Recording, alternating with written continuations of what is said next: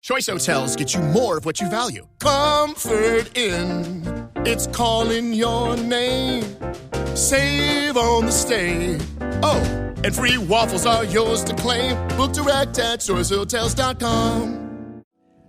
Welcome, everybody, to a very special episode of the H3 podcast. We are back in the studio. Yeah. Feels good. Today's episode is sponsored by Honey, ExpressVPN, and Tushy. We have, as I said, a special episode. This is not going to be a normal podcast.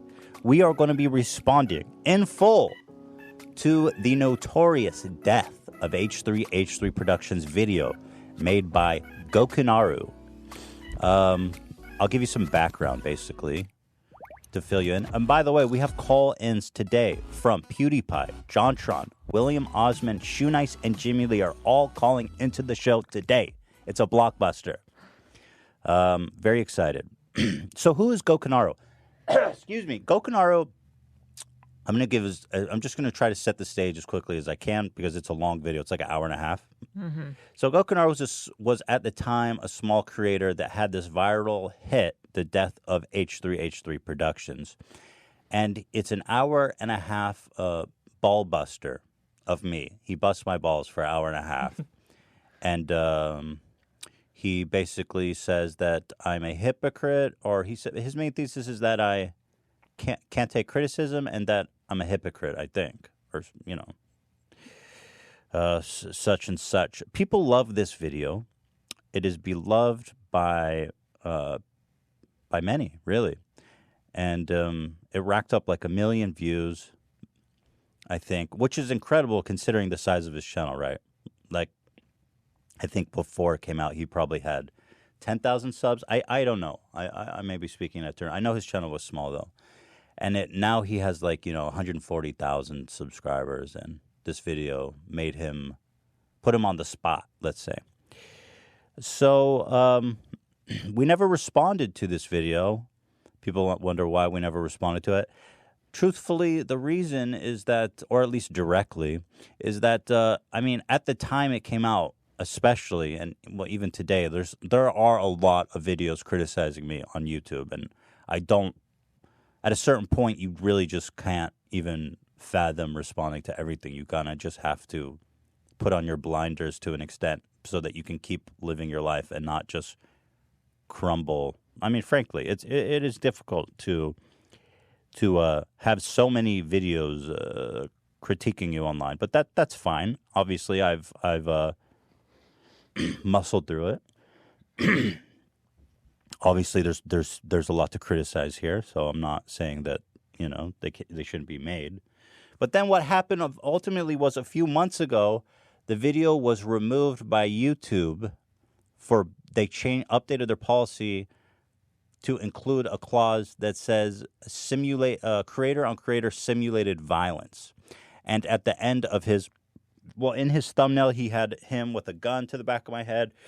And at the end of his video, he has a fairly, I would say, graphic assassination scene. His video ends with him assassinating me and burying me and then spitting on my body.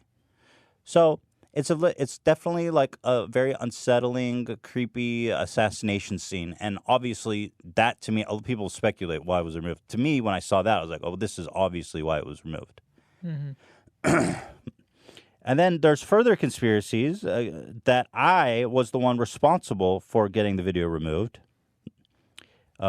Conspiracies that were put forth by none other than your beloved Keemstar, who said, it started with this. He says, starts with saying most videos criticizing you when you were 100% messing up years ago have been removed. Correct me if I'm wrong, but didn't you have a meeting with Susan? Well, so he says most. I mean, it was literally just one. Mm-hmm. So leave it to Keemstar, of course. This is what he does, right? But this isn't a video about Keemstar. Here he posts a picture of us and Susan. So this is the evidence. Garbage. Garbage. So we met with Susan. That's true. And apparently also just to reveal everything. If you go to here's Gokanaru's video when he made a video about his video was removed for harassment, and this is also circumstantial evidence, which is damning. The episode of the podcast where he has Gus Johnson on. In that podcast episode, when he clicks the video tab, you can see that my username is in his history. As in, he typed my username in there, and he knows how to type it, unlike 99% of the people who are only vaguely aware of me. What's even So the fact that somebody spelled it right is evidence that... funnier is that podcast was on April 10th, and Susan Wojcicki Watch released Kiki? her Is that letter how you to say her creators No. on April Watch 30th. Kiki? By doing Or maybe a he's little bit of making a joke. research with help from Maybe. Bedhead Bernie, we were able to figure out that Susan visited H3 on April 18th, 2019. Yes, the evidence is definitely... I see where he would draw the conclusion. But I will say that that no, I'm not responsible for the video being taken down. I mean, if you look at the circumstance, it was up for a year. The video had settled. Ultimately, why would I have it removed after it was all settled and obviously renew this whole conspiracy about like censorship? I mean, it doesn't make much sense to me.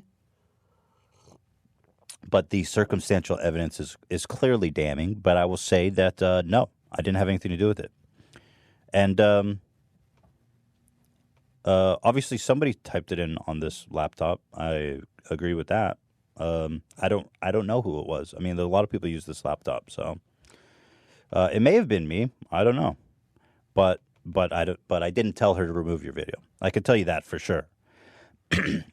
I remember the content of our conversation. The thing is, if you go to the blog post, he kind of makes it sound like we just talked about creator harassment. But she met with a ton of creators, and she talked about, here's this blog post, living up to our responsibility, support creator and artist success, and improving communications engagement. I remember the whole content of our conversation was about me bitching at her that they need to do more to help edgy channels, as they call them.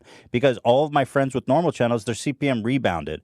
And my rep at YouTube is always like, oh, everyone's CPMs are fine, and they're making more money than they ever did. And I'm like, well, I know that my CPM is worse than it's ever been. Because they added these... CPM is the ad revenue. I don't know if everyone follows the ad rate, yeah. the terms. Like price per 1,000 views or whatever, how much you get paid. And because they added all these new like systems to protect brands from going on edgy channels, and I'm like, my argument to her is like, why is it that if you go on Comedy Central or MTV or at that back in the day, but these are like South Park, like these are the shows that advertisers want to be on. Mm-hmm. So why is it that you guys can't figure out how to sell ads to content like mine and a lot of other people's that make content similar to mine? Right. Why is it you can't figure that out? That seems to me like a huge missed opportunity for both of us. So that was what I bitched to her about the entire time. And actually, well, at any rate, so that's what I was talking to her about. So anyway, people seem to think that I have Susan, you guys have to understand, is one of the richest, most powerful women on the planet. I love that you guys think I have her under my thumb, but unfortunately, that's the only time I've spoken to her, and we did not discuss Gokanaru. Although I will give it up that the evidence is strong there, circumstantially. Yada, yada, yada. But ultimately, you guys will see when I get to that end scene, it is pretty graphic. And Gokanaru even says in one of his videos that he thinks that scene crossed the line. And if he really wanted the video back up, I just don't understand why he wouldn't just cut that part out. Right. Like, people re-upload the video, and then they're like, censorship is being taken down. But if you look on YouTube, that anyone who cut out that end scene, the video is still up. And you know, that's YouTube's rule, okay?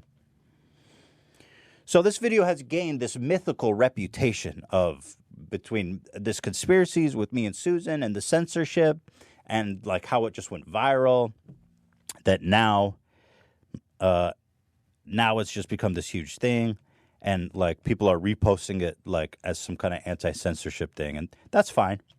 But I figured out, well, fuck it, let's just watch the damn thing, because It's the video you don't want people Yeah, to see. that's what people are marketing it as. That's what Keemstar like. He posted it on his channel as the video Ethan doesn't want you to see. Well, actually, that's not true to the point where let's all watch it together. So with that being said, let's just jump right into it in the words of the great Philip DeFranco. So here we go. Now, in the sake of brevity, there's like a whole intro sketch that's 3 minutes long that I don't have much to comment on. So I'm just going to skip that and go straight to the criticism. But he basically is plotting to kill me, essentially, in the intro sketch. He spits blood on my poster. He's obsessed with me. He's doing karate. It's kind of like a taxi cab-esque, just weird obsession, and he wants to kill me. That's the character. Taxi driver. Taxi driver. Yeah. Thank you, Dan. So anyway, this is Chapter 1, First Blood, Leafy and Pyro. Ethan Klein has done a lot for the YouTube community, and his main channel videos are pretty funny. Thank you. So why am I making this video? Because he's a hypocrite, and because he can't take criticism.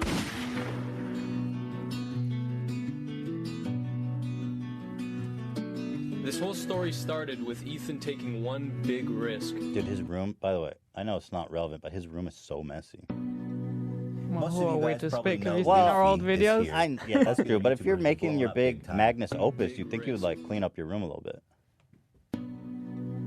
Most of you guys probably know Leafy is here, popular YouTuber who's been blowing up big time. I'm actually friends with these guys, so it's awkward and it's uncomfortable. But for some reason, we as a community have been giving these guys a pass. And I mean, if you look at Leafy's channel, all he does is make fun of kids and like vulnerable people. No, there's no sport in making fun of these people.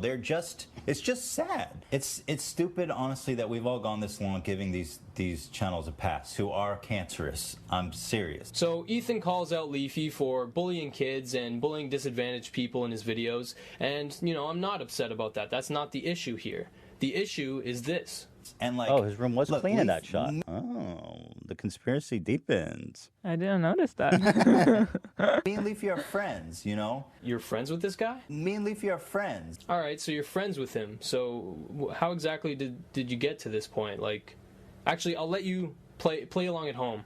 What do you think? Did Ethan, A, discuss the video with Leafy prior to uploading it? B, upload it with no warning whatsoever? Or B, because the answer is B. Alright, so right off the bat, that establishes that Ethan's goal in this was not to stop Leafy from bullying kids. It was to stir the pot, to get some drama going, to come out as the hero. Well, I don't agree necessarily with that conclusion. I don't see why me telling him ahead of time has anything to do with me just wanting to stir the pot. The truth about that situation, though, is that I think in that video I did make a mistake by referring to Leafy as my friend because we were acquaintances, which is something that I messed up because Leafy played up that angle in his video about we were friends and but that wasn't really the way it was. It's just this kind of like creator following another creator, talking in DMs. Yeah. It's not really friends, but okay, but to draw the conclusion that I didn't care about what I was talking about is I don't understand how he can draw the conclusion from the fact that I didn't tell Leafy that I was making a video. I'm fine with that. You can do that. I love stirring the pot. However, you made one crucial little error. I really just want to see his channel die out. I fucking hate him and his channel. Don't give Pyro a platform to defend himself. Me and Leafy are friends, Oh shit, we're friends. I mean, that's terrific, man. I mean, I should have known since you literally were sucking my dick about my channel about a month ago. Happy for you blowing up. You got a unique style and personality, man. By the way, a month ago in Leafy time, I don't know what was the temporal, but that was when I first discovered him, and then he started making all these really, going down this path of like shitting on kids and stuff. He was making videos daily, so a month was actually a long time. I think it was more than a month though. But you worked hard to get where you are, and you deserve it. It just pisses me off to see Pyro writing yours to undeserved success. This was the first time that we got a good look at the true, jealous, manipulative side of H3H3, or Ethan. He's straight up calling Pyrocynical a psychopath, cancer, no goofs, no gaffes. This is his honest, unfiltered opinion between two peers in the same platform. But recently, I've actually had a lot of private messages sent to me of H3H3 giving me a lot of shit, saying how my channel is cancer, saying how I'm completely unoriginal, and I'm a total sociopath. Now, Pyro, being a level-headed and self-aware guy, came out on this position on top. Do you know why?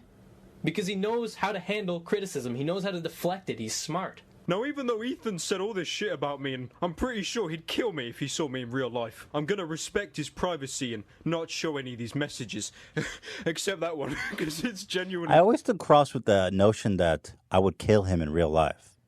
It's just, but okay, I'm gonna let him finish his point, and then I'll address it. But what happens when the peasant calls out the saint himself? Does H3H3 Productions go to him and say, "You are cancer, motherfucker. I said it here, and I'm gonna say it now. You're cancer." No, dude. Guess what he does? He fucking lies. He tweets out saying, "Why you straight lying, dog?" Oh, okay. So here it was also revealed that Ethan directly lied in a tweet to Pyro. When Pyro had some suspicions that Ethan was conspiring against him with other YouTubers, Ethan immediately said, "No, dude, why are you spreading lies?" So, okay, let's unpack that. So when I tweeted at Pyro, I'm going to give context to this whole thing. So first of all, let me just address, I had this we have WhatsApp open? What was that, Dan? My bad. I still had it open on my computer. So we were having, me and Leafy were having a conversation about Pyro privately. And first of all, it was super embarrassing that I look back on that conversation with great shame. It was very embarrassing, and it was totally out of line that I was speaking with about Pyro like that. I totally own that. But now let's go look at the context, because I think it's important, first of all, when you watch this video, to see how he opens it. He says, he tempers the audience expectation by starting it by saying, "The following video was completed after hundreds of hours of research, recording, and editing." So I'm presuming that he did all the research, which is strange, because if you just go to Google and literally type H3H3, Leafy is here, DMs. Here, I'll do it right here, watch. Because I was just kind of, because Leafy dumped our whole DM conversation in his video, so I was like, oh, I know they're still out there. So I go, Leafy is here, DMs H3H3. And the first top result, look, right here. Let's click this. So this is the big write-up I made about it, because I didn't want to make a video response. But let's see.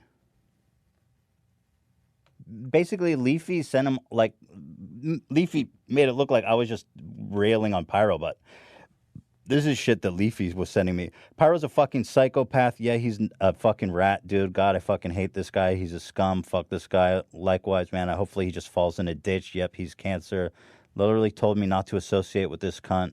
I should have listened. He's fucking crazy. So, I mean, like, that was just the vibe of the conversation, which is super cringy. I agree. There's this weird thing, like, that I was trying to get people to make a video about Pyro, which is so out of character and insane. That's something that I would never do. And if you go look at our DMs conversations, that, by the way, Pyro read, and everybody read, right? Leafy says, like, 10 YouTubers has brought up the titles thing to me. Yeah, don't worry. It was like 10 other YouTubers. Do you want me to bring up the overlap? He's making a video and talking with other YouTubers about making videos about him. I said, no, don't bring it up. It's fine. He says, he's been ripping off montage parody people forever. He ripped them off too. So he's talking with people about making videos to Pyro.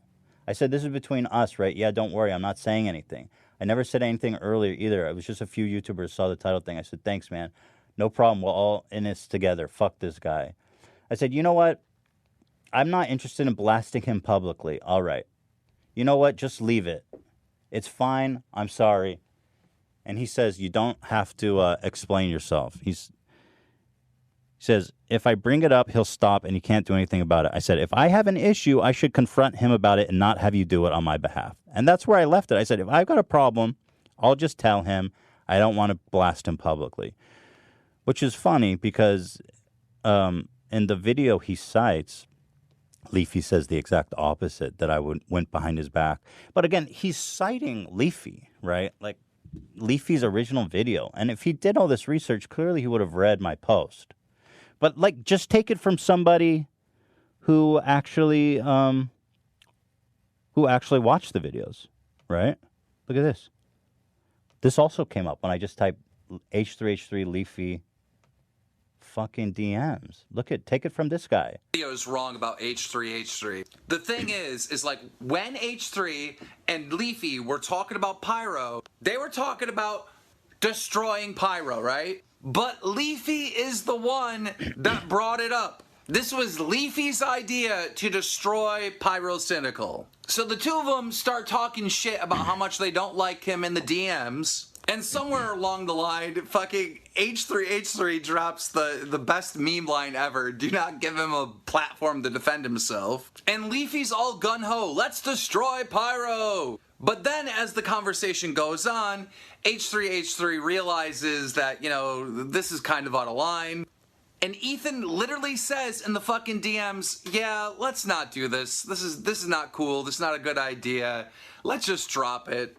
And Leafy still wants to attack Pyro. Now, when Leafy exposes H3H3 for plotting on Pyro, Leafy doesn't show any of the goddamn DMs that he started it, that he still wanted to do it, or the fact that fucking Ethan no longer wanted to attack Pyro. It was just two guys talking shit in a private DM, and Leafy manipulated everyone by taking that one line out and showing everyone, don't give Pyro a platform to defend himself. All this fucking information comes out in the new beta podcast that's about to drop. Me, Clown, and Tommy all seen the full DMs, and I'm telling you right now, Ethan, H3H3, is fucking innocent, alright? Yes, he was talking shit in a moment, but he decided not to go after Pyro when this was Leafy's idea, and Leafy still wanted to go after Pyro.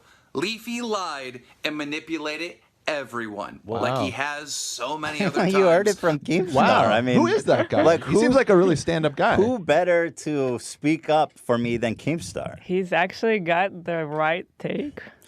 Like, what happened But here? I think this just goes to show, like, when Keemstar doesn't When he's on when your you're not side? on your enemy Yeah. list. But no, he says, I read the DMs, and to quote him, H3H3 is innocent. But I have to question Gokanaru's research, because he says he did hundreds of hours of research. And then I have to assume he also watched the Baited podcast, where we talk about this specific issue at great length and explain all this. So the fact that he's actually bringing up this old Leafy video is, without any context or amendment, kind of either his research is not as good as he says, or it's like a really bad faith argument. That's my take. As you've seen, have you seen Keemstar explain for himself? So, like, yeah, I mean, he sets up the video with this whole narrative that I'm trying to get people to make a video on Pyro, which is just, it's been proven wrong. And so... And that was what you meant, right, when you tweeted at Pyro while he's Yes, doing of live? course. He said in his video that I was trying to make videos, get people to make videos on him. I'm like, what?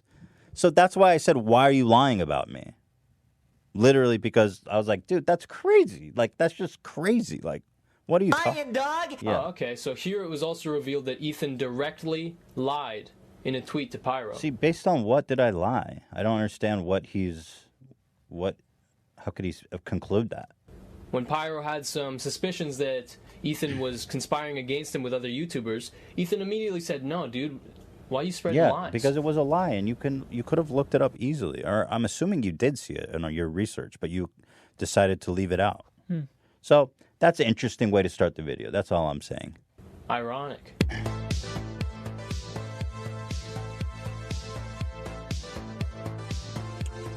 Hypocrisy counter, number one, find, baby. Like someone to pick on your own size. Like, I mean, seriously, dude, what's Oh, going on? You're and then just this part, he shows. I'm saying find someone to pick on your own size, and I have 1 million subs, and Pyro has 700,000, and apparently I'm punching down because of that. That's generally considered the same size. Yeah. I mean, 1,700,000. But also I'm having a private conversation, and I said in that conversation that I don't want to blast him publicly. So that's quite a stretch. Picking on kids. What's cool about that? Clean cut. So his hypocrisy counter's at 2, but I think I can wash both of those away. I wouldn't exactly call it clean cut. He's got the hair of a fucking 60-year-old dude with a goddamn shitty toupee. So Ethan he was recruiting a army of small channels. I mean, Timmy Brapston, people, that again, he's using Leafy's old arguments, which is pretty weird. But Timmy Brapston was the one time we made fun of a kid, but I feel like if you watch that video, you'll see that it's not that bad. I don't know. I mean, also, there's an argument of us evolving over time. That's something that we currently don't do, or at the time even stopped doing. You know, at the time we made that video, our channel was small, and when your channel's small, you have this attitude of like, nobody's going to see this. Yeah. And very much, I bear that in mind with him, too, because I actually want to give Gokanaru a lot of benefit of the doubt here, because I think he's actually a talented content creator, and I don't want to shit on him personally, because when he made this video, his channel was very small, and he said himself he didn't expect anyone to watch it. So, you know, a lot of stuff I'm pointing out, like, now that it's gone, like, viral and everybody thinks it's, like, such an important video, it's important for me to talk about these issues and set the record straight. But on a personal level, I understand why it, you know, he would try to manipulate things, because he goes, look, I'm just trying to make a good video. People aren't going to watch it. When you have 1 million+ subs, then you understand that you have more responsibility to, you know, say things straight or to have more care. Like, obviously now I wouldn't go make a video on Jimmy Brapston. That'd be insane. Timmy B. Or Tommy. To basically try and conspire against Pyrocynical. You know, like, wow. Instead of doing a video yourself, you decided to gather a bunch of cronies and get them to do the dirty work. That literally didn't happen. Get them to try and topple this guy. Well, I mean, that sure blew up. I mean, the opposite happened. I said, this is stupid. I don't want to do it. But okay, we can move past this. But what does the saint known as H3H3 Productions do after he's been caught lying? He fucking licks Pyrocynical's asshole, dude. Look at this shit. I don't know what's the date on that. Ethan immediately went into damage control. He professed his love to Pyrocynical. He said Leafy was a scumbag. Oh, you know what's crazy about this? He's referencing my post here, which means he read it.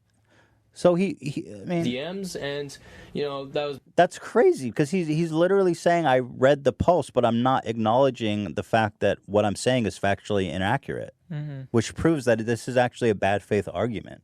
Basically, the half-assed apology that we got. You know, in retrospect, I can't even imagine how gleeful you must have been when that content cop was released. Dude, everybody was. Wait a minute. That's why I did so well. iDubbbz create some of the points for that video. So again, you're going to notice throughout this video that it's like 90% speculation, which is wrong too, by the way. What he does is, his device is that he speculates, but what he says is he speaks it like it's true fact, and he always takes like the most negative possible way. So he says, Ethan, you could help iDubbbz make his video. That's not true. He literally said, hey, you want to do this shot with me, looking at the poster, just like a little Easter egg. And that was the extent. I had nothing to do with iDubbbz Content Cop, but he's just speculating. He doesn't know. Well, look at that, Ethan. You ended up getting what you wanted. You got to bash somebody through the mouth of another. I mean, that whole point is just wrong. Yeah. Friend in need. Alrighty. Ethan, let's be clear. You weren't really friends. We're actually at 30 minutes. All right, guys, do not go away. We are going to take a quick break for our sponsors, and we will be back and railroad through this, baby. You poop, you wash, you dry. It's a 3-step process, and Tushy is in the business of blasting that ass. With water, everyone has an ass, and everyone deserves the gift of Tushy. Listen, you know that I've been converted. From the wiping to the bidet is a revolution. Putting your hand in your butt, it's disgusting, and it doesn't even remove all the shit out all over the place. You know you're just smearing shit around your asshole. It's not even dry. You know paper's not good for the environment. So now it's time to get a sleek bidet attachment that clips onto your existing toilet and sprays your butt completely clean with fresh water. It's called Tushy, and it's the best thing you can do for your butt. Tushy sprays directly to your ass. I love this copy. It's awesome. That's what it does, though. Sprays directly to your ass and removes the poop completely, so you aren't sitting on bacteria that leads to nasty things like hemorrhoids, yeast infections, UTIs, and itchy assholes and skid marks. Good point, Tushy. Bidets are common in the rest of the world, so why is America just still smearing shit all over their assholes? A bidet saves you money on toilet paper. Like, seriously, during the COVID-19 toilet paper shortage, bidet is the way of the future. It won't clog your toilet, and Tushy sprays your ass with fresh water. It's not toilet water. Tushy connects to the water supply behind your toilet to spray your dirty parts with clean, fresh water. It's the same water you brush your teeth with. Wet wipes are worse than toilet paper. You know that. We learned that here. It's terrible for the environment, and they cause anal fissures. You don't want your anus fissuring? Hell no. Oh, and here's the best part. It only costs $79. Wow. Tushy helps you get everything out. It's like a sexy tooth or cloud that helps you poop. And it's, wait, what's the Tushy Ottoman? Yeah, that's a separate product. It's a little ottoman for your legs, to put your legs on. Helps you get everything out? And it's a sexy tooth or cloud that helps you poop. And it's only $69. Nice. I'm curious about the Ottoman. You want to see a picture? Yeah. I want to see a Tushy Ottoman. If you go to their website. Tushy Ottoman. Oh, my God. You have to buy this. Wait. Hold on. I don't want that. Just go to their website. No. That's it. Bro, that's Tushy Ottoman, my dudes. That's what's up. You got to put your feet up so you can shit good. That's crazy. So that's $69 if you want the whole shit package. Go to hellotushy.com/H3H3. Get 10% off your order. That is a great offer. Start squirting water up your ass, dude. I'm telling you. And that's $79 to get in the door. Come on, it's Tushy. All right, so you all know how ExpressVPN protects your privacy and security online. But here's something you might not know. You can also use ExpressVPN to unlock movies and shows that are only available in other countries. Now that so many of us are stuck at home, it's only a matter of time until you run out of stuff to watch on Netflix. So this whole week, I've been using ExpressVPN to binge Doctor Who on UK Netflix. Boy, I love me some Doctor Who, and it's hard to find because the BBC got their shit locked down. But with ExpressVPN, you could just bypass all that and watch it on freaking Netflix, UK of all places. It's so simple to do. I just fire up the ExpressVPN app, change my location to the UK, refresh Netflix, and Bob is your uncle, as they say in England. See, ExpressVPN hides your IP address and lets you control where you want sites to think you're located. You could choose from almost 100 different countries, and so just think about all the Netflix libraries you can go through. Love anime? Use ExpressVPN Japan. Ooh. But it's not just Netflix. ExpressVPN works with any streaming service. Hulu, BBC, iPlayer, YouTube, you name it. There are hundreds of VPNs out there, but the reason I use ExpressVPN to watch shows is because it's ridiculously fast. There's never any buffering or lag, and you can stream in HD, no problem, baby. ExpressVPN is also compatible with all your devices, phones, media consoles, smart TVs, and more, so you can watch what you want on a personal device or the big screen wherever you are. Let's go. If you visit my special link right now at expressvpn.com/H3, you can get an extra 3 months of ExpressVPN for free. Support our show. Now is a better time than ever to support us. Watch what you want and protect yourself with ExpressVPN. expressvpn.com/H3. Honey is the shit.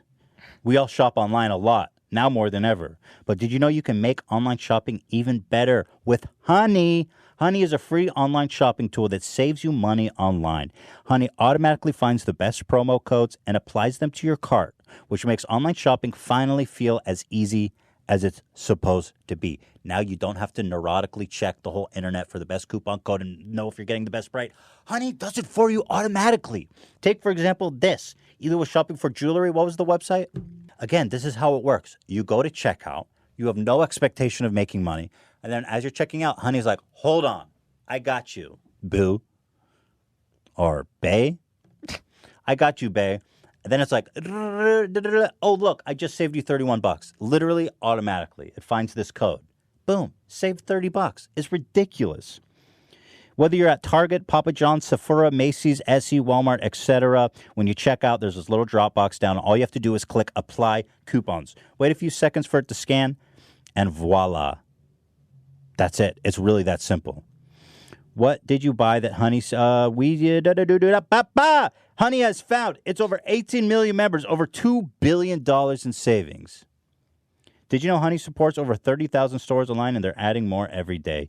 Users love Honey. That's why it has over 100,000 five-star reviews on Google Chrome Store. It is literally that easy. If you don't believe me, all you got to do is install it for free.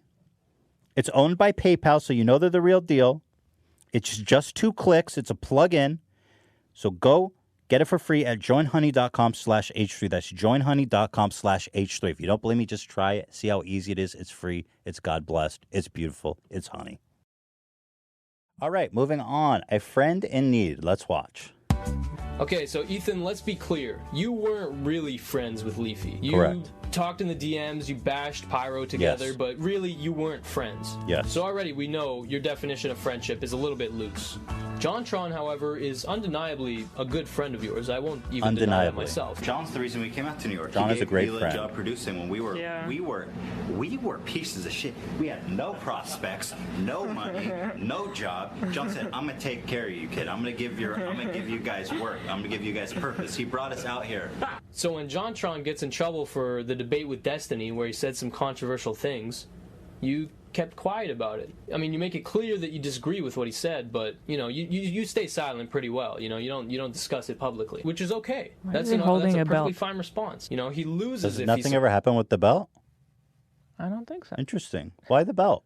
Supports John, because the public opinion at the time is that JonTron is an alt-right clean up idiot his who room. doesn't know what he's talking about, and that's a fine reaction to have. It's smart.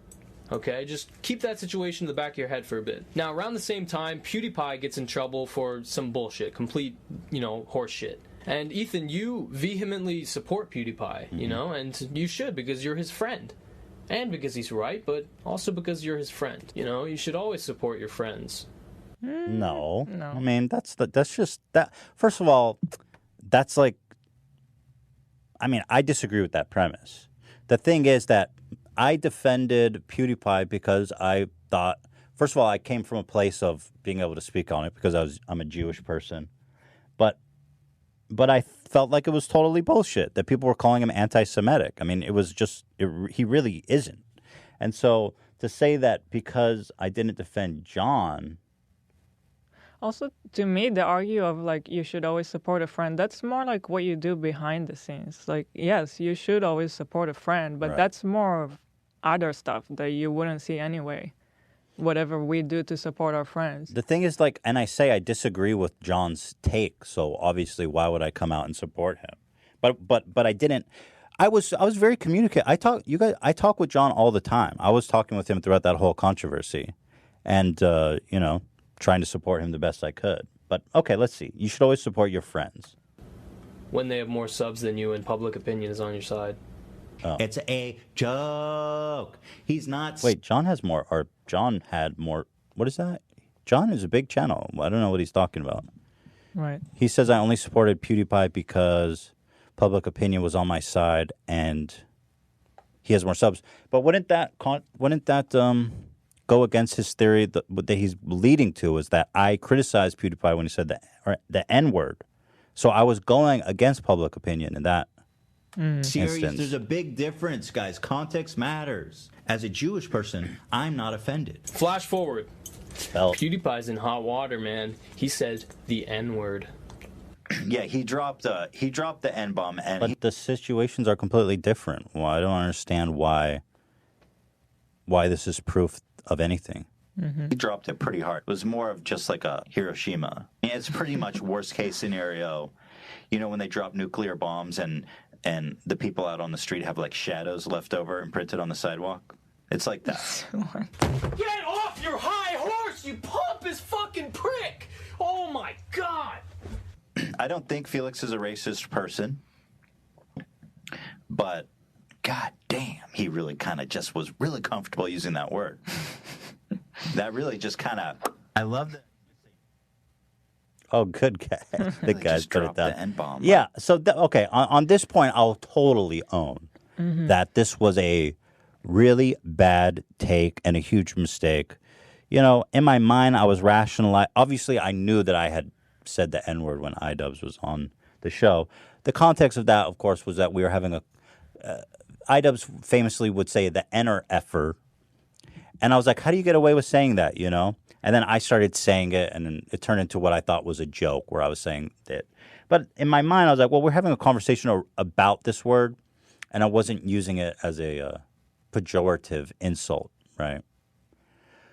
That being said, obviously that's a nuanced point, and there's plenty of people who think, well, it doesn't matter how you use it. You shouldn't use it anyway. And honestly, even ourselves have changed since. I don't think today you would say it. No, I cringe so hard when I see that clip of me saying that and thinking that it's okay. No, I wouldn't say that now, and I find it horribly embarrassing, and I was definitely hypocritical in this moment. There's no question about it. Like, I've totally owned that. You know, like straight up. I'm gonna skip this the part way he used because it it's all about the N-word, You're and this video is super long. opportunist. Oh, the dangerous double down. Yeah. Chapter 3, baby.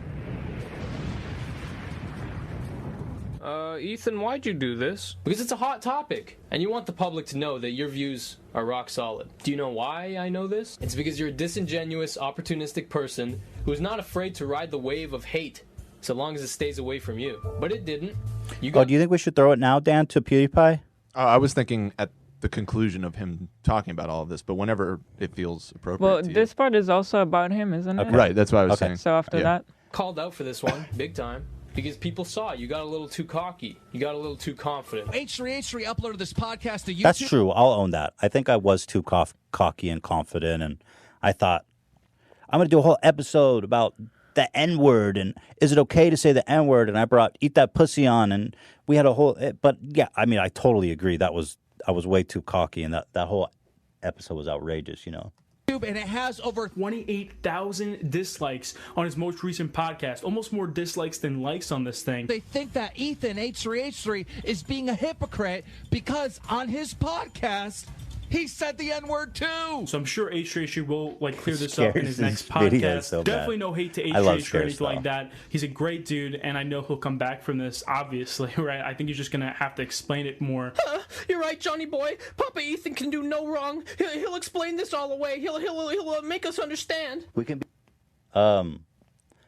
I will say here. I'm gonna let it play. Friends, and you can still criticize me. Yeah. But you have Keemstar and Scares who are like, H3's a hypocrite because he said on his podcast. You call yourself a news source. Like, get fucking real. I have nothing to apologize for, and somehow now I'm getting more shit than PewDiePie. H3's. I'm just gonna say this is the most embarrassing thing I've ever done. This was awful. It was awful. I hate that time too. It was such a bad time in general. I went to Israel because my dad was sick. Yeah. And then you were here doing this episode and you got all drunk. And it was just all around bad. It was all just around bad. Drunk on a live stream. And first of all, on it's live. You can't edit. Yeah. But I don't know why. I think it was just a weird time. I got so defensive about it, and I was fully in the wrong. I mean, there's no question about it. And it's just awful. It's just so awful. I especially feel bad because I called out Scarce. And honestly, Scarce is such a sweet guy. Such a nice dude. And I really feel bad that I spoke ill of Scarce. Because he's just a sweetheart. And really, he didn't deserve it. A hypocrite. I didn't watch the podcast, but this guy says he's a hypocrite, and I didn't have any content today. I'm so I'm fully gonna post with you on this I one, don't really Gokanaru. care about what it actually means. I'm news, but I don't actually look at. I'm going to skip this because it's hard to watch, and you're right. shows a lot of it too. Critical of moral authority. And to Keemstar, I'm going to skip it just because I totally agree with you, and we have an hour and a half to watch. According to the internet, you're the news, and this is the news. People are calling you right. all. He's right. Channel is making fun of people and criticizing. He's right. Delegitimize anybody's argument. Oh, they're just little kids. He's right. He's right. He's right. The only thing I really want to apologize for is that drunken rant. And, about the context hypocritical thing, I don't think I'm a hypocrite. most of the people who were upset about it probably didn't watch the whole episode because the harshest criticism I landed against PewDiePie was that I was disappointed. Hey, Future Chris here, real quick. I need to clarify and make very clear the point I'm trying to make here. Ethan, the issue here was not that what you were saying was wrong. It's that you were the wrong person to be saying He's it. right. You That's a good emphasized point. heavily that he was live streaming when he said it, and that he sounded like he was very comfortable using it. And then there's footage, man, You're right. of you Totally being super right. comfortable saying it on a live stream multiple times. You had to have forgotten that clip existed. I didn't Otherwise, forget, but I you'd thought be it was a complete idiot for saying I didn't that. forget, but I thought in my mind I justified that the context was different enough, but obviously that was not true. At all. Like, just think about it this way. Why do you think iDubbbz did not say anything? Because he's smart. He knows he's the wrong person to be. He's right about that too. iDubbbz did not say it, and I was rambling on like an idiot saying it all this time. Oh, and the podcast? I think he means about PewDiePie. PewDiePie. Exactly. Oh, but I remember because even on that podcast, iDubbbz was like, "Ooh, you're saying it a lot." He's saying anything about the situation. He needs to stay silent. Whereas you just wanted to use it as a fresh scoop for the podcast, and it worked. That's you got true. the clickbait, you got the views, but people realized you were a hypocrite. It's like Yeah, that's true. I think that was my mistake, is that I was more focused on making podcast content than about like really thinking about the full implication of what I was doing. And so on this point, I totally agree with you, Gokanaru. if Bill Clinton called out Donald Trump for being a sexual deviant. Your point is just immediately invalidated, even if it's right. Plus, you even pathetically tried to bring iDubbbz into the mix and say that you would understand if people criticized him. And first of all, I understand people who would criticize iDubbbz and say that's fucked up the way you use it. So basically, you're admitting that you would understand if people criticized you, but you don't, because you're a hypocrite, 10. and in your mind, We're at nothing 10 that already? you do is wrong. What? You can't Skip take forward a few. How did we get criticism. to that? Anyway, back to old Chris. Buying a gun. So, okay. So that's a. So this part, I'll skip forward. He goes and buys a gun, and he's getting ready to kill me. They're playing around with guns and pointing it at their heads. I guess that. I'm gonna be honest with you, dude. The sketches are pretty. Well, here, let me show you a little You know bit. where my brother is? Oh shit, I forgot I had him. It's actually in my closet if you want to see him. Okay. I keep people in my closet. Yeah, that's what the sketches are like. Yeah, well, a whole 8 months. So, he lost his spot. okay, so chapter 4 is Dance Monkey Dance. Exciting. Remember we talked about JonTron? Yeah, well. Oh, surprise call. Right. Before we move on to the next chapter, we have PewDiePie. Felix is actually going to call in to discuss the ordeal. So let's throw it to Felix. And we have Felix here. Actually here. Not a meme. He is here. And to prove it, here he is. I'm sorry. I just realized. Yeah. That you okay, were...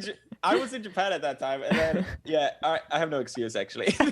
Well, people actually don't know what really happened. It was just... It was me. It was me. No, but... So I think what happened was that you were going to call in, but you were busy. You were doing all kinds of shit. And it was totally... I've been really busy. That's right. Yeah. Doing live streams like 5 hours just playing video games, guys. That's time consuming. I do really want to come on better circumstances. Well, what happened was we had like a tentative date, and then something came up, and so I had already announced it. So everyone kept being like, "What happened to PewDiePie?" So we just kept the meme going, like PewDiePie couldn't make it today, I like that. forever. I like that. But today he is here, and we're Finally, here. the payoff. Yeah. So how does it feel to have that dagger in your back? I'm still pulling out inch by inch every day. It's so deep. No, but seriously, I made this podcast about you using the N-word. And I will say, I made a whole podcast about it. I'm more curious of what you have to say about it first, at least. Okay, sure. I made a whole podcast about I'll pull out the dagger. We'll pull Sorry, it keep out at the interrupting. end of the segment, yeah. Let's leave it in for now. I made a whole entire podcast about it, and I feel like that was way over the top. I think at most it warranted, if I wanted to talk about it,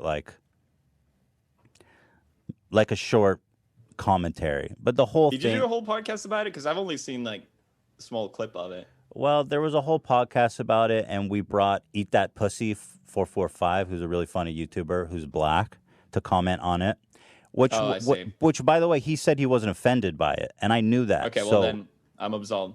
but all he, good no, then. what he said was that you made a heartfelt apology, and he thought you were sincere, so it's all good.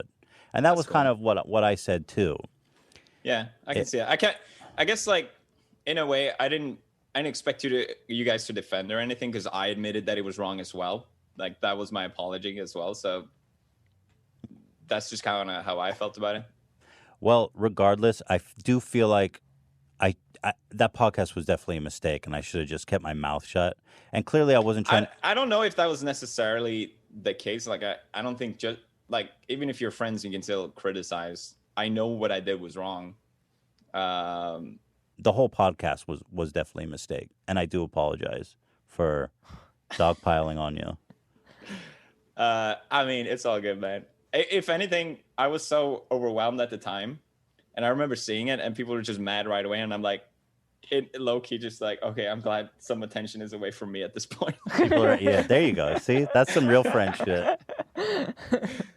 I didn't really process it that much either. I didn't watch the podcast. I watch it now again just to get refreshed on it.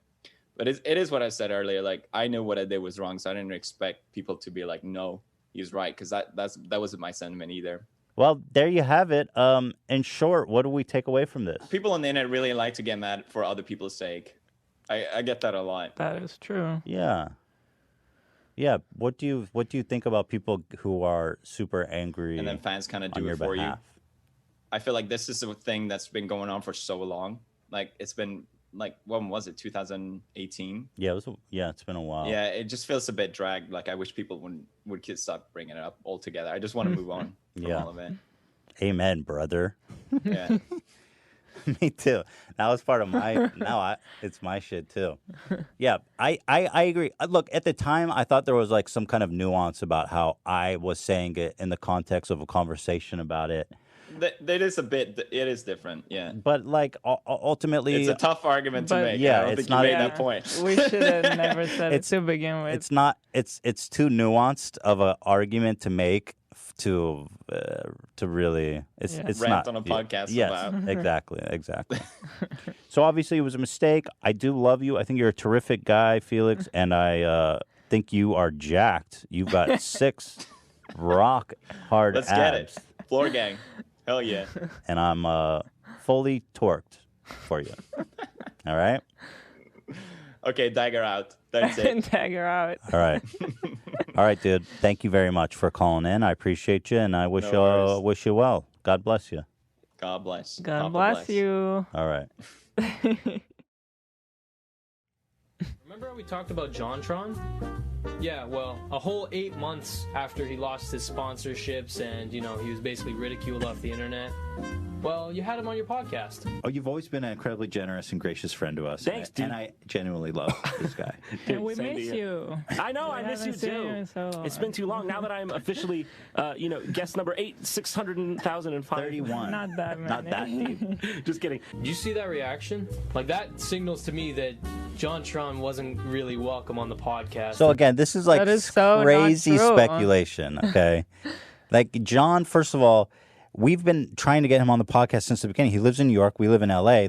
We got him on the first time he came to L.A. John knows that we would have him at any day. He would just say. But and that's just so not true. But he makes it sound like that's just a speculation. Yeah, it's total speculation. It's totally not it's true. just wrong. Also, this was well after the controversy too. I mean, it wasn't like right after. Until the dust had blown over completely. You can go to represent.com/JonTron. I think that's the link, but it's on represent.com. Represent.com/JonTron. Actually, that should take you there. Sorry. I never did like merch before, really. So we have a call they're number. linking in the chat to your store. Oh, they're linking in the chat. Great. No, cool. Awesome. Thanks, guys. I'm not sure what he's trying to show. You had an infamous debate. Holy shit. What happened? So after 8.5 months, and edited. after everybody's basically forgot about it, now you give JonTron a platform to defend himself? Well, I mean, if you and John agree... John didn't want to come on and talk about it. This is when he decided to do it. Yeah. It's just, this whole part is like pure speculation that's 100% and wrong. it's edited to make the whole thing even worse.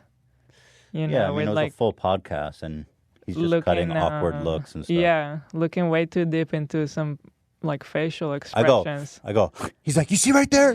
he only brought him back on. I was like, whoa, that's a reading in. This beforehand for him to discuss it, then that makes sense. That's fine. Well, good, because we did. We had a long conversation. I'll give a background here. Can you go back because I think it was cut. Yeah. About it. Now you give John a platform to defend himself? Well, I mean, if you and John agreed to do this beforehand for him to discuss it, then that makes sense. That's fine. It happened how long ago? But so why do you assume that we did it? Right. Of course we did. I wouldn't do that to him. Just kamikaze him like that. We actually had, like, on a personal level, we had a lot of conversations about it before because we were hanging out the whole day before the podcast. And we had kind of discussed about what we wanted to say because I wanted to help him kind of guide the conversation, because we had a really productive conversation, and I was trying to guide him in a way that I thought would help explain what he said. And so when we were on the podcast, I think John kind of just clammed up a little bit, and I think in my mind, I was trying to help bring him to the point where we were off air. Yeah. Because, I remember the conversation before, we were kind of going over some things, then he was talking to us, like the kind of things that he wants to say on the podcast. Mm-hmm. It's kind of like a little bit of a... pre-interview. Yeah. So then on the podcast, I think you kept trying to go back to those. Yeah. But he kind of changed. I guess he didn't want to go there. Got nervous once we were live. Yeah, got nervous. And so the failure for sure is on my part of being a bad host. But to speculate that it's malicious is just... It's not true. I mean, it's just not true. But I definitely own that I was not reading the room, and I should have just moved on long before. That. Let's watch, though. I mean, I haven't shown you the clip. Okay. What's that now? I don't keep track. I don't know. It was like a year or so. I don't remember. Wow, has it been that long? Yeah, like 9 months or something. This is just John's... So if you're uncomfortable... I feel like that's just John, the way that he's like moving and talking, but he's reading so much into it. Well, he's saying we didn't even speak to John for 9 months, but we speak all the time. Mm-hmm. We haven't seen John in 9 months because we moved to LA and he lives in New York. Yeah. Like, you don't have to comment at all. Like, I don't really want to get into this. It's a minefield of sorts. I'm not going to go back and nitpick everything I said. And just so you know, this is super cut up, and I don't know if this came in the beginning or the end or what. And qualified or anything. All I'm saying is, I'm not really going to get into it. But, I guess the main question on everyone's mind is, is he a racist? Is he a Nazi? No, I treat every single person with the same respect they afford me. That's basically my full statement. Okay. I mean, do you feel like you said some things that you regret? So this is what I'm doing now. I'm like, well, we had a good conversation, and I felt like if you can explain yourself a little better, maybe people will understand where you're coming from. But obviously it didn't come off that way. And it's funny, at the time, there was like this incredible pressure on me to ask John about that. And then after the video, people were angry that I let him off easy. And now as time has passed and they forgot the context of that episode, now it's easy to look back and be like, oh, Ethan was too hard on him, which is just, it's ironic because that's not what happened. It's just not. I don't like reliving it. No, I don't. Did you have a lot of self-aware moments during that where you're like... the whole time. You're just like, I was like, I should not... enjoying this. I mean, what are you speculating? This is just... I'm just having a conversation. All his titles. I was wondering that. I was like, I'm not the person. No. I was like, if there. I sound drunk. Was I drinking that episode? I'm not the person to fight this battle. Right. No. Well, let me just say for the record, like, that I disagree with a lot of the stuff you said. I really don't want to get. By the way, that's cut. Okay. Right. So what I was saying is, while I disagree with what you said, I'm still your friend because you don't understand the amount of tension that was surrounding that episode. Like, we pulled up the thread when we used to put up threads for our guests to write questions, and the thread that we put up for John was all about this issue. And so I wanted to make it very clear that, like, while we disagree on these points, that I'm still friends, and I don't, because the hate towards John during that time was insane. And so I would be like, yeah, I disagree with you, but I still love you, and we're still friends. I mean, I make this point that if I just cut you out of my life, what does that accomplish? How are we ever going to learn and evolve from that? Which I would never do. It's just hypothetical. get into this. I would like to move on as quickly as possible because I just really don't want to get into this. But I mean, I don't want. I just want to make people laugh. That's really. I'm not trying to get back into this. I just treat people with the same respect they give me at the end. Right. Don't want to hurt anyone. Yeah. It's just that's me. Don't want to get into it past that. Okay. Fair enough. Is that fair enough for you? What did I say? Not sure. Treat people with the same respect they give me at the end. Right. Don't want to hurt anyone. Yeah. It's just that's me. Don't want to get into it past that. Okay. The face when you want to rip your friend's spleen out of his chest in front of 20,000 live viewers. Is that the face? I don't know that that's that face. Specifically the spleen, you can tell. No, that's just fair enough. Is that fair enough for you? Yeah, fair enough. Okay. I kind of want to ask you. Tell me if you don't want to talk about it. Yeah, Ethan, I don't think he wants to talk about it. But I should have definitely just moved on. That's for sure. Ask you stuff that I find That's interesting. my problem with People this. still The general theme of this video is basically, to me, what it shows is just moments that really showed our lack of experience. It's just, we're not happy with those moments too, and we all continuously try to work on everything and try to improve. Sure. I mean, this is episode 30. Okay, so obviously I think we've gotten a lot better at hosting a show. Obviously, I still have a lot of learning to do. I'm not as good as I want to be. I mean, you look at someone like Joe Rogan, he has like 1,500 episodes, you know what I mean? So I still feel like I'm somewhat of an amateur at doing this. But again, it's just, I understand how he could read into it and see that, but lacking the context of the episode and speculating that I just blindsided him is not true. So, want me to do comedy, so I clearly, yeah. I mean, I've just. So anyway, you know what? From it, or let's just throw it straight to the man himself. We have a call from none other than JonTron. We have on the phone with us JonTron. John, hello. God bless you. I didn't sneeze, but thanks. Well, you may sneeze, and you could put that in the bank. John, all right, what's up? I'm so glad to be here, and I'm so enthused to comment on Rob. Yes, I know. Hooked right in, but John, tell me, we did an interview, or we did an episode together that was heavily critiqued, in which people had said that I was very hard on you and I pushed you too much, and that we didn't talk about it beforehand. Well, I just want to know, what was your reaction to that episode? did they say that? Did they say that we didn't talk about it Yes, beforehand? they speculated that I blindsided you. So I've been hearing this for years now, or I think it's years. It's been years, right? Yeah. So I've been hearing it for a long time now. Like I see it in comments, like on Gokanaru's video. I remember when that came out and everybody was saying those kinds of things in the comments, and I was kind of like, I don't want to get in between this. It's just more blah blah on the internet. But if I kind of want to just dispel some of the rumors, at least if people are going to be critiquing, like let them do it on the basis of fact and stuff.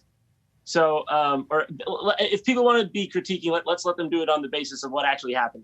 So, we talked about it beforehand. Like we met. You didn't blindside me, basically. I know that's what, basically, that's been the thing people have been saying, that you just kind of came at me and I didn't know it was coming. But no, we talked about going over the topic. It was kind of sensitive. I think both parties were a little bit, like me and you and Gila, were like, I don't know how to come at this. Here is the short and tall of it. Me and Ethan and Gila go way back. I know them very well. I know them on a personal level. So, yeah, we did talk about this thing beforehand. We knew it would be awkward. It was awkward, as expected. But was there malice, blindsiding? I don't think so. I know not so. How could you say I don't think so? I realized it came off wrong. Come on. You know so. Blindsiding, was there malice? No, I know Thank that. you. Close the door on it, John. No, I'm here to defend you, motherfucker. It doesn't sound like it. I don't think so. Okay. I meant like I don't think so, like that. So let me John, you're not helping. No, all right. I'll put out. I mean, you can decide whether you want to use this. I know for a fact that it wasn't malicious, and I'll tell you why. Because Ethan and Gila graciously let me stay at their house that same night. It's not like you just cut me loose into the city. And then the next morning, he was like checking his Reddit, and he was wondering if he did the right thing. This was not a situation of malintent. I can say that for a fact. Just to recap, we are friends. I legit look. The reason I'm here, I don't like to be in this kind of thing, but it's just because I don't like seeing people slander you. When, like, I just mean like slander you using my name when it's not true. So thank you so much, John. Thank you. Why would I not? You would do the same for me, I hope. I would. Absolutely, I would. And Gila, sorry. You know what? You're behind my picture, so I can't see your... You feel like you're not here, but you are here. I'm here. Hello. Sorry. It's good to see you. It's good to see you. Okay, all right. good. Thank you, Johnny. I'll talk to you. Yeah, all right. Good luck, guys. Bye-bye. All right, Bye. Thank you. Bye-bye.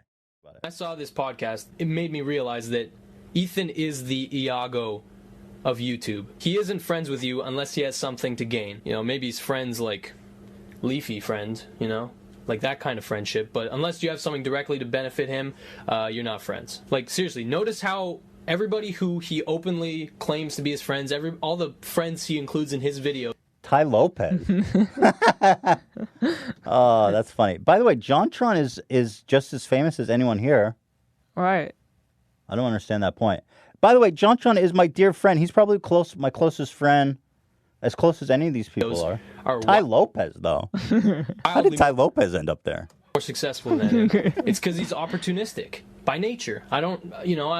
That's a strange one, I have to say.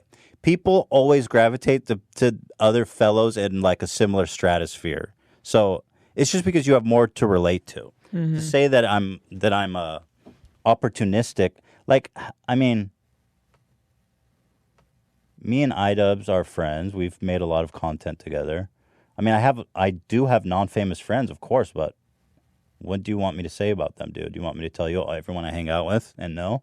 Ethan is the Iago of YouTube. He isn't but if you look at friends with you unless he has something to gain. I don't even know that I should blame him, but I will because he is. I mean, I genuinely don't think he has ever collabed with a smaller YouTuber. Take that how you will. He has no obligation to, but it says something considering how many friends he has in the community. But sure, he'll have John on the podcast after not talking to him for 8 months. But we all know why that is. Because he wanted the fresh scoop. He wanted the juicy details. He wanted John. That why people watched it. It's not fresh either. Yeah. It was old news at that point. But also, a lot of our podcasts have views like that from like that age. It's not unusual. Tron to explain to everybody how he got those fucked up ideas in his head. And this is classic. I mean, this is not a one-off situation. Watch the podcast for so long and you'll definitely notice something. You might not notice it directly, but anytime Ethan feels he's superior to a guest, he makes it blatantly obvious. One of the worst occasions of this is the episode with Jimmy Lee. Now, I'm going to try and make this brief, but if you do watch this podcast episode, it is insane the amount of disrespect that Ethan displays for this. Okay, so this part, I have to admit, is just so funny to me because he clearly has no idea who Jimmy Lee is. Yeah, he thinks he's just some random dude comedian. Some random comedian that had Jimmy Lee. Let me give you some backstory on Jimmy Lee and I have to go back again to the hours and hours of research comment because again, either you didn't do that much research or this is a bad faith argument because the origin story of Jimmy Lee is that a fan displayed at the top. Here, I pulled this up. A fan wrote us an email. They said, "This is my actual dentist. I discovered this video when I decided to look up his alter ego, Jimmy Lee, a name which is displayed on top of his music album that he gives to his patients." It's the dumbest fucking thing in the world, and this video makes me want to claw my eyes out. So Jimmy Lee is a dentist who gives his mixtapes to his patients. And this was during the time we were doing Ethan and Hila videos. Yeah. And people kept posting submissions for us to react to. And that's how it started. We reacted to this video that they sent here. So Jimmy Lee makes these incredible videos, like sketches. Let me show you an example. They're all super like racist too. Like here's this one clip. Let's see. This is one. Oh, she says something about she thinks he's gay and she doesn't want to be next to him or something. And it's just all super crude. She's got like a low. Yeah, exactly. It's awesome. So anyway, that's how we found out Jimmy Lee. And then we started having this back and forth with Jimmy Lee. He became like this beloved meme in the Ethan and Hila universe. To the point where we actually collabed with him, which goes against your original claim, by the way, that I haven't collabed with any small YouTubers. Jimmy Lee was a small YouTuber, and we made a video with him. Here's an excerpt from that. Then nobody would know the difference. By the way, this is one of the greatest moments ever. So we met Jimmy Lee when we were living in New York, and we just made kind of like a vlog together, getting to know him because he's such a character. And I cannot emphasize this enough. Jimmy Lee is a character unlike anybody else in the world. Here we are eating lunch, and just watch him start. He's married, by the way, and watch him start hitting on this waitress. I know the guy, and he's. I'm putting my head in my hand. Who can embarrass a waiter that much other than Dad? Then nobody would know the difference. They're all Chinese. I'm married, but my wife's single. I like you. Okay. And I want to make passionate. Look at his hand. But tonight I want to be on the bottom. Okay. And I want you to be up on top. So Ethan's going to come home with a bunk. So this way I'm going to be on the bottom, and you're going to be up on top. His hand. I like piggybacks. You like piggybacks? I do. I really. Brian will jump in. Okay. Now the owner, Wow. you don't want to lose your job. Maybe your virginity, but not your job. Wow. And where are you from? Hong Kong? No, the contract to be signed. Thank you. Look at his face. I'm good. I want to ask for the record. Glad you did it right away, too. Yeah, me too. What was that? That's what Ethan is. The beauty of me. That's the real deal, unscripted, uncensored, and that's what people want. Me on the streets. Billy, get off the streets. The Jersey Outlaws. So this is Jimmy Lee. He's just this absolutely incredible character, right? But like, I mean, oh shit, I shouldn't have closed that. I'm a funny guy. Here, let me just put this up here. This is suiting. Here's another one of his videos. He does street comedy, and here he is. She went into the 7-Eleven. She didn't leave till 6:10. He just calls people fat. I mean, it's incredible that he gets away with this. She was on the corner. The cops went told her to break it up. She's a big girl. You guys are curvy. You believe that shit? He just goes up to people and calls them fat, and now he calls these girls ugly. You know, Freddy Krueger. Freddy Krueger. 2 5s make a 10. You know, Maria? Jesus. By the way, P.S. You know, plastic surgery. You know, as soon as he leaves, there's a bunch of, he does racist jokes. He does it all, man. He's the whole song and dance. I wish I had some racist jokes time-stamped. But, like, this guy has just figured out how to say and do anything, and people just, I don't know. Standing right there. I think, I mean, it's the age, too. It's just a different generation. Dude, it's great. And then he cruises around, by the way, when he's doing the street comedy with, like, he hires models to walk around with him. It's awesome. Boy. How funny am I? I don't know. My kids go to private school. They won't tell me where it is. I'm funny. How funny am I? I had a threesome last night. I used both hands. You know? Imagine telling that. Anyway, that's Jimmy Lee. Like this, he acts like Jimmy's just some random sweet old man that we came in and just decimated or something. But I mean, come on, it's Jimmy Lee. You don't know anything about Jimmy Lee, bro, and you're talking about it. It's crazy. It's crazy that you're defending. Insane. I mean, it's crazy, dude. I don't know what to say. It's crazy. Like, it really genuinely is. But okay, let's watch what he has to say about Jimmy Lee. As for just occasion, Ethan, this is the episode. He opens the podcast by basically bashing him and discrediting him as a comedian. His comedy style is this. You didn't show the clip. You didn't even show the clip. Essentially roasting people he's never met before. I mean, Jimmy emails me very frequently. He pretty much emails me like 5 times a day. We're best friends. He emails Hila too. Except I ended up blocking him. Jimmy, by the way, does, even to this day, he emails and texts on a daily basis, frankly. But we love Jimmy for it. He's a character. I gotta keep my inbox clean, you know? It wasn't personal. I gotta see. But I endured it because I'm like, Jimmy's a legend. I mean, the guy's a legend. So, and Jimmy, he's a legend. Then, after talking shit about him, he welcomes him onto the podcast. I mean, it wasn't that much shit, but okay. Jimmy Lee, by the way, the whole relationship we have with him is talking shit on him. We've made like 4 videos on him on the Ethan and Hila channel. They're all shitting on Jimmy Lee. That's the whole premise of our relationship. It's basically he does cringy comedy, and that's how we found him. And So it's not that like is the relationship, you know. It's not like he's unaware of that. That's the whole purpose. He wants to be with us. He wants to interact with us, knowing that we're always just goofing on him. So why should I? That's the expectation he had coming in. But it's all fine. It's all with good. Yeah, it's with peace and love. Yeah, for sure. Welcome to Legend. The guest actually reveals himself to be kind of, a decent guy, and everything's Of course going he's a kind of decent okay guy. No until. one's saying But he's not. they create an effect. Got it. And an illusion is really what it is. Right. So it's a marketing tool. Is it possible? Are you gonna be there the whole time? Okay, by the way, we told Jimmy, because we knew he was going to pull some shit because he's such a character.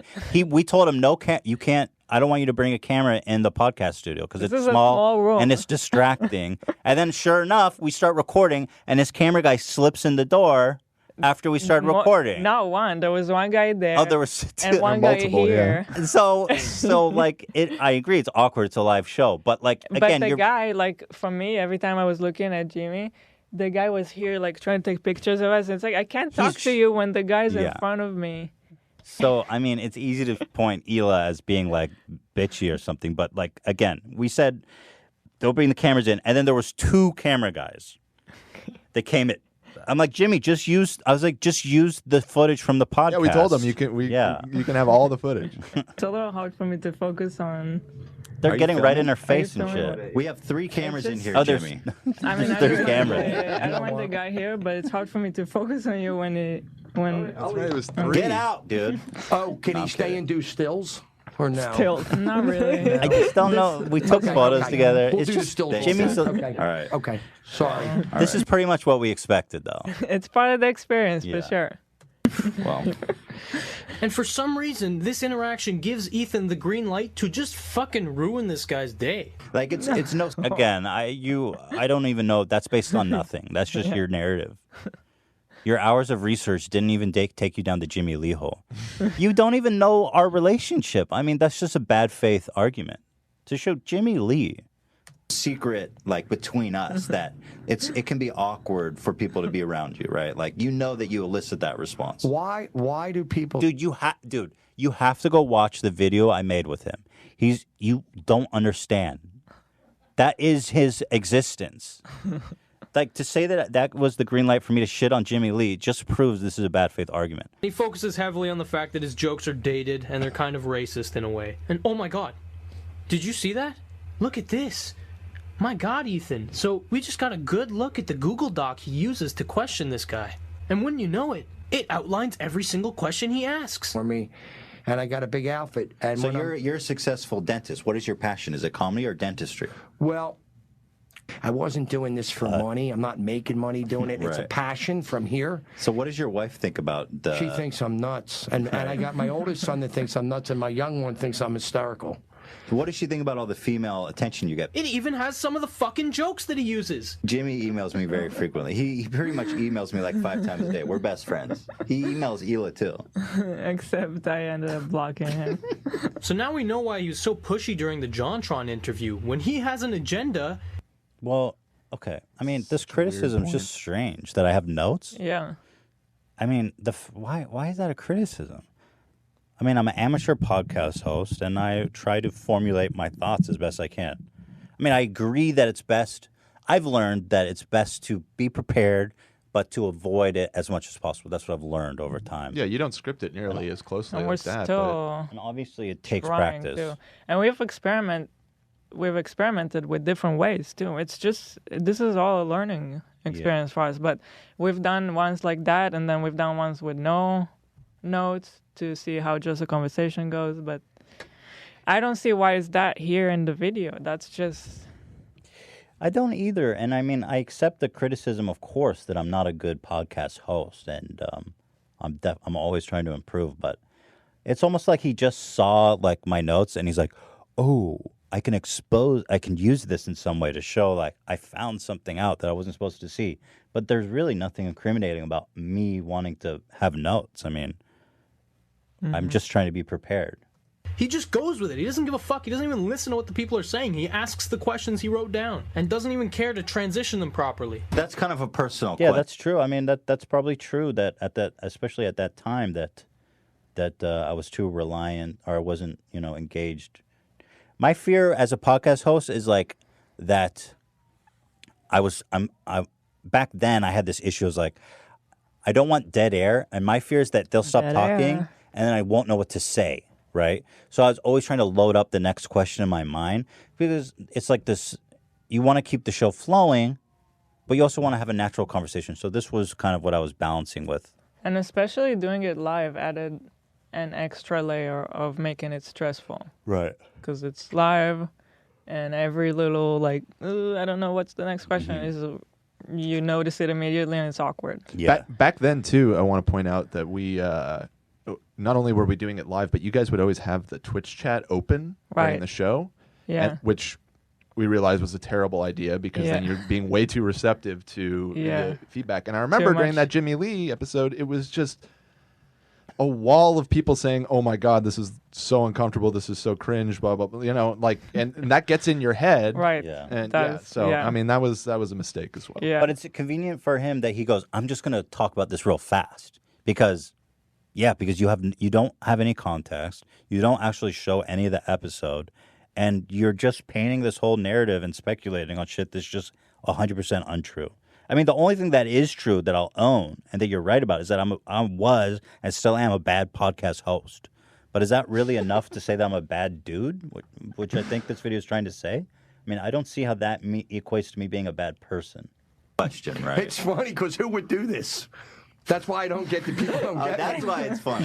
Now people and have fun. That's by doing this. We're having. I'm just going to skip that. Subscribe valued for his viewers. Looks at the script. Jimmy, how long have you been white? I'll be black with you in a minute. I'll be what? I don't even. That's dead serious. Like this older. Whew, let's keep watching, man. This video is cherry picking the parts that make him look bad. You gotta watch his videos, bro. What? You have no context. The fact that you're gonna come out here and be sad for Jimmy Lee is so mental, bro. It's such a bad faith argument. Just go watch the videos, bro. Nothing's cherry picked. Yeah, is spectacular. Okay. Older people. Let's take a quick off the cuff. Back when we were control over this. The only reason that they kick him out failed is because you wanted it to. You wanted to rag on this old man, and you succeeded. This old and he man. was no angel, okay? When this guy goes to the bathroom, she fucking literally suggests that they kick him out. Say, we could bring Dan with the news after the break. And Ethan loves. And again, you like people in the chat were going like, "Get him out of there! Get him out of there! Yeah. Pull him! So we were reacting to that. I agree, it was super awkward, and honestly, we probably shouldn't have kicked him out. But like, whatever. It was just really uncomfortable. It was a really early episode. It's poor planning all around. Yeah, it was just a bad execution. Yeah, it needed to be planned out more. As here's this segment and here's that and there's a transition, but it was all live, and it's like, okay, how do we talk about how we want to move forward now while it's also live, and we don't know what we're doing. But this whole thing, he's just a poor old man, is so crazy. It's just so bad faith argument. It's just, it is. And I don't know how much Jimmy Lee would appreciate being referred to as some old man, by the way, either. Like, it's weird because Gokanaru has this way of insulting the people he's trying to defend. Like, you'll see when we get to Shoe Nice, he's always going, he's just a drunk. He's this alcoholic drunk. Yeah. And like, he just writes him off as, and I find it very bizarre. I find it very demeaning the way he refers to these people as some old man. What's this He's idea? not some old man. He's Jimmy Lee, the Jersey Outlaw. Yeah, because he goes through with it. He does it. Oh my God, dude. I'm sorry. I feel like I have no control over this. Thanks for joining us today. Thank you for having me. It was a pleasure. My pleasure. I hope you'd finish. Yes, it's awkward. I know. Like the guy was racist, that his jokes that were clearly jokes were racist. And then 5 minutes after the old guy leaves, he says this. The old guy leaves for banning dabbing. There it is. That was a brutal dab. He held the formation for a minute. It's like a scary dab. Hold on. That was like a fucking jihad dab. That was like a fucking straight up Allah Akbar dab. Here we go. We're going in slow-mo now. Wind up. Whoa! That was a brutal dab. Damn. Wasn't that about how they banned dabbing in Saudi Arabia or some shit? No, I don't think that they banned it. I don't remember. Oh man, that was so long ago. I don't remember. That was a really brutal dab. Dude, that's when the bombs go off. Employee. Ooh. He keeps referring to Dan too as an employee. If you've done your research, this is Dan. Goddammit. Yeah. Dan, the producer. It's got a name. Yes. Anyway. I treat my answer really. I just treat people with the same respect they give. Anyway, we've talked about Jimmy Lee. Now let's hear what Jimmy Lee has to say. And we welcome to the show Jimmy Lee, the Jersey Outlaw. And with us today, we have Jimmy Lee, the Jersey Outlaw. Can you see and hear me, Jimmy? Are we doing a gag? We're doing a gag. All right. Is that it? That's it. Thanks for joining us. Hi, kids. How are you? Jimmy, nice to see you. How you been?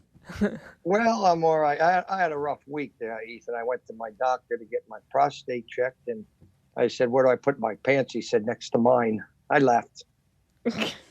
Nice. How you been? Good. I've missed those beautiful one-liners.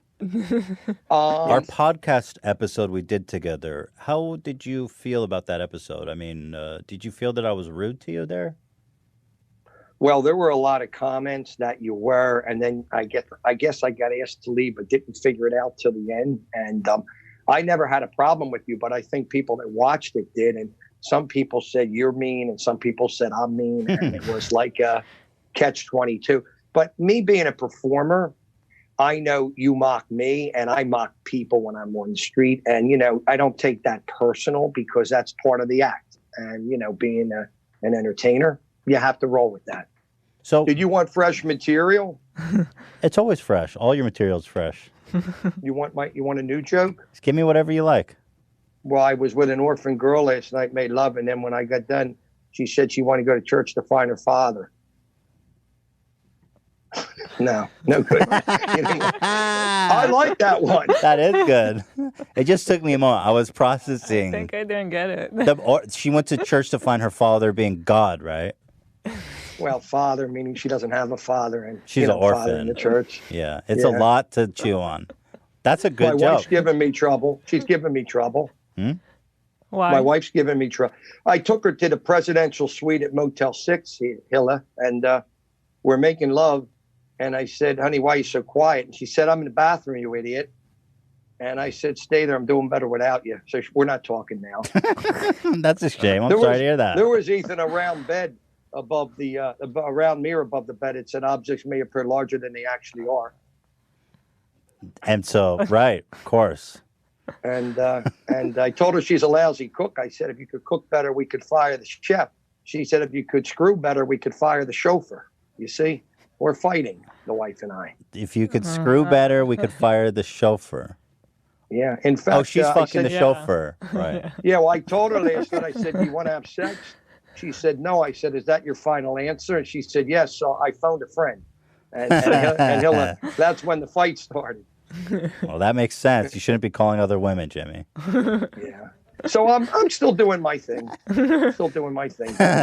Well, thank you for giving us a call. It was great to see you. This was great, though. That's some great material. Thanks for having me on. You guys have a wonderful night. Thank you, Jimmy. Thank you. Okay. All right, take care. Thank you. Bye now. Bye. Bye-bye. Superiority complex. Okay, so Jimmy Lee had a very small following, if any at all. So Ethan felt that he could act that way toward him, and he would get minimal backlash. That's just, again, come on, dude. But what happens when he treats another YouTuber with disrespect? Well, this is William Osman. He's an engineer who makes very creative and very interesting videos. Now, a while ago, his house actually burned down, and obviously that was a pretty, devastating experience for him. But one of the projects that he was working on was a beanie that talked, and it was made for Ethan specifically. And that video garnered a lot of attention, and finally, after about 5 months, William was invited onto the podcast. However, there was one small little issue with William's channel. He only had 600,000 subscribers. Again, that's speculating. My issue... Okay. That's not even really a small channel. I mean... Yeah, I don't think so either. Yeah. To support the argument, I mean... But, again, like... When you look back at all of the YouTubers that have been on Ethan's podcast, there is not a single one with less than 1 million subscribers. This whole argument... One right there. Captain Disillusion. Captain Disillusion, by the way, We literally, I love this guy. We flew him out and put him in a hotel so we could put him on. So, I mean, first of all, you're factually wrong. Except Eric from Internet Comment and Eric. Etiquette, We which should is a say great too. channel, and you should check it. I had seen one of the many follow-up videos that this guy has done. Him acknowledge that was a mistake. Okay, but so he to full disclosure, like he's aware of that is a false statement. Whatever.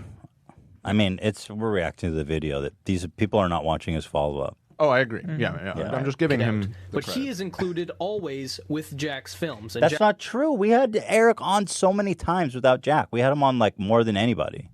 Yeah. Jack's films obviously has a lot of subscribers. So he's kind of supplementary, you know? And as well, Eric obviously is well known for bouncing on his boy's dick. PewDiePie did nothing wrong. Come the fuck on. It's not a multi-layered fucking issue. Don't say the N-word. It's Just not don't that say it. complicated. But other than Eric, William was the first person to be invited onto the podcast with less than 1 million subs. You know, for once, Ethan Wrong. opened the doors for someone who was up and coming. So why do I say Jimmy this Lee. is an issue? Yeah, what about Jimmy Lee? You just did a whole segment on him. Because he wasn't given a full episode. He was given a 20-minute time space on an episode. They said we're going to be on for like 20 minutes. That doesn't make me feel like Didn't a very we have like, Among Us on the podcast? Yeah, we did. He's not really a creator, though. He's more like internet folklore. I guess. So he says, so by the way, I didn't know that William made this video before he came on. Although it's good, at least, because he acknowledges that he knew what he was coming for. And the reason that he only was coming for 20 minutes, if you look at that episode, it was only an hour long. And I think the reason is that, again, like we did so many times, is we're experimenting and trying things. My idea was like, let me try it where we do this segment with William, and then we do the news, and that's the whole episode. It was only an hour long. I think there was another segment before William came in too, but Maybe. yes, we were trying to do a more segmented, like a talk show where. And so, actually, I didn't know that he was sad that he wasn't going to get a full episode, and I do feel bad that we didn't give him a full episode, and we definitely should have. I agree with that, 1,000,000%, totally. special guest, but sort of. But it wasn't malice. That's what I want to say. Right. It wasn't out of malice. It was really just out of. I was experimenting with different things on the podcast, and I was thoughtless. I mean, I'll say that for sure. But malice is. I mean, that's just not true. On like a temperate, I don't know. You know what I'm saying? Like supplemental to whatever show. So what we've learned is that we're not exciting enough. Creeps online. I'm gonna teach these kids a lesson. And when you so, well, again, I didn't even know he made this video. If I did, I would have probably give him the full episode. Watch the episode. There is very little substance to this hour-long episode of the podcast, and William could have easily filled that time. This is a very mediocre episode. We're just sitting here. You know, that's not a slight at William. We said that in all of our episodes during that time. It was a joke. It's like, this is the best episode. No, this is a very mediocre episode. Let me be upfront with you. But, okay, whatever. 20 minutes is still better than no time at all, right? So let's just see what they talk about. So the story of this being's creation is also an interesting one. Interesting, nice word for tragic one. I'll show you the fridge. We got. That's the fridge. Oh, we're there. Oh, there they are. Oh my god. Look, what's the process like of like, okay, you go to the site, everything's gone. Like, what do you do? It's a very lost feeling. It's not a good feeling. It's, imagine everything stripped away. You don't know what you're doing the next day. You don't know what you're doing the next week. You don't know anything. And what's the thing that you really were depressed about losing that maybe you didn't expect? But it wasn't having Seems lost like something. It was just not being Yeah, able I think to I sort can of jump skip back this. into everything as instantaneously as you do every day. So for the sake of saving you some time, they basically just talk about how his house burned down for a good 15 minutes of his 20 minutes. And obviously, if this were a full-fledged podcast, then it would make sense for them to go on about this for a while. But he only has 20 minutes. So basically, the majority of his time was spent talking about a devastating situation he endured. And to their credit, Ethan and Gila seem like they do care. But immediately after this, they transition swiftly. So just again to give context, he had a really viral video because he made a video about it on his channel. His house burned down. We're both from Ventura, incidentally, so I was like following that whole story. And he made a video about his house burning down and going through the rubble that went like super viral. So, I mean, to me, it seems like a really interesting topic of conversation. So. I also, this is a small point, but I do want to say, just because he keeps saying it, it was longer than 20 minutes. Mm-hmm. Okay. So, again, for all of that research, it's just like kind of fudging the number right How there. long was it? Like 25 minutes? I think it was a little bit longer than that even. It was close to a half hour. Okay, so there you go. 27, but like, obviously, you're rounding down. Yeah. To make it seem Into bad. the talking beanie. Well, I'm happy that you made it out. Me too. I mean, you really saved the most important thing, really. I agree. You went and you got the beanie. And I'm not joking. This really was high on my priority list. Not specifically because of you, but because it was the video, Yeah. I mean, it was for you, Ethan. Let me try this thing on. Let's see. Let's. Oh. Shit. We got sound effects. Turn it up. I don't Dan. see any problem here. I mean, we're just doing a segment like we Nice. planned. I'm skipping All right, forward. That's it. Ventura, Yeah.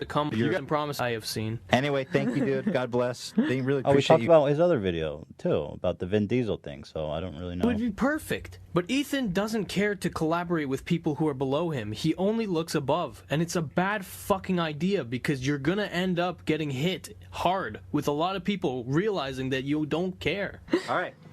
God bless, man. That's Thanks. just pure That's speculation. Completely. Yeah. I would. Thank you. I feel like none of this Based footage on did nothing. that. Yeah. I mean, we chose to talk about what we cared about. That's our show. You. Yeah. All right. I don't really see anything wrong with this part, We to be are honest. I moving- think he's stretching really far here. On to the goddamn freaking Ian's beat. This was great. By the way, did you say that we just posted a video? So right now we're having a really awkward moment, and that I'll own, because again we were just starting. I think Dan had recently started, and we hadn't really figured out like how to do seat changes and stuff. And we had planned that we would move on and do the news thing, but William didn't really know if he should stay there or if he should move out. I don't think Dan was gonna come in, right? But Dan was going to come in and do the news. Yeah. I don't think is that correct? I think it was actually Ian. Or Ian. I don't And remember it was who. that Ian was new, and it was one of the first times we were bringing in Ian for a segment. Oh, I We're don't. talking That about might the be, yeah. wasn't it when we went to the Kanye thing? Oh, Is that right? I don't remember. I don't remember. I honestly don't remember. I'm but gonna it double was- check it right now. I'm almost certain that's what it was. Well, it doesn't matter. What videos upload? I think it's. Oh, is it this? I think it's this. Why you? Oh, this. This is awkward. I agree. It's I not mean, our table. Well, I don't know. Man. I'm new here. Yeah, the video's up. But at best, we'll finish a video. I don't know Excuse what's me. happening. It's very awkward. You would think that after 60 plus in-studio episodes, they would be better at transitioning guests. I agree. That's a legitimate For Christ's criticism. For sure. We were still live at the time. We got a two-shot. We would just cut this all out. Do you guys mind? Yeah, we're You know? live. Do you guys mind swapping out? That's fine. This is. Oh yeah. This. Yeah, because we're We actually didn't not plan to set have up. two guests at once. Ian or William, God bless you. Everybody, please check out William's channel. I'm going to put a link in the description. Yeah, please leave that there Oh, forever. yeah, right. Forever. It is still there, by the way. It's broken. Okay, get that. Bobby Lee, remember? Throw that out the Right. window. All right, Ian, come on. Come get Yeah, ridiculed. Ian. And By the way, you- we only had 3 chairs in there, so... at We the didn't have time. another camera set up. was the Yeah, it was camera. poorly thought out. The thing is that- I'll take the blame for that. The thing is Should've that anticipated we the literally switchover. couldn't have 4 people in here and do the news segment. What I should have done is just continue to talk to him, but like I had this idea. Anyway, yeah, it was awkward, but there was no malice Disrespect. involved. Put the guy's name in it. He has a fucking significant following. 600K is not nothing, man. So wait, is he insignificant or is he big? You can't make up your mind about him. Anyway, the viewers picked up on this very easily, and the title was changed. Although for some reason the booty doctor description was extended, so you can't see his name in recommended.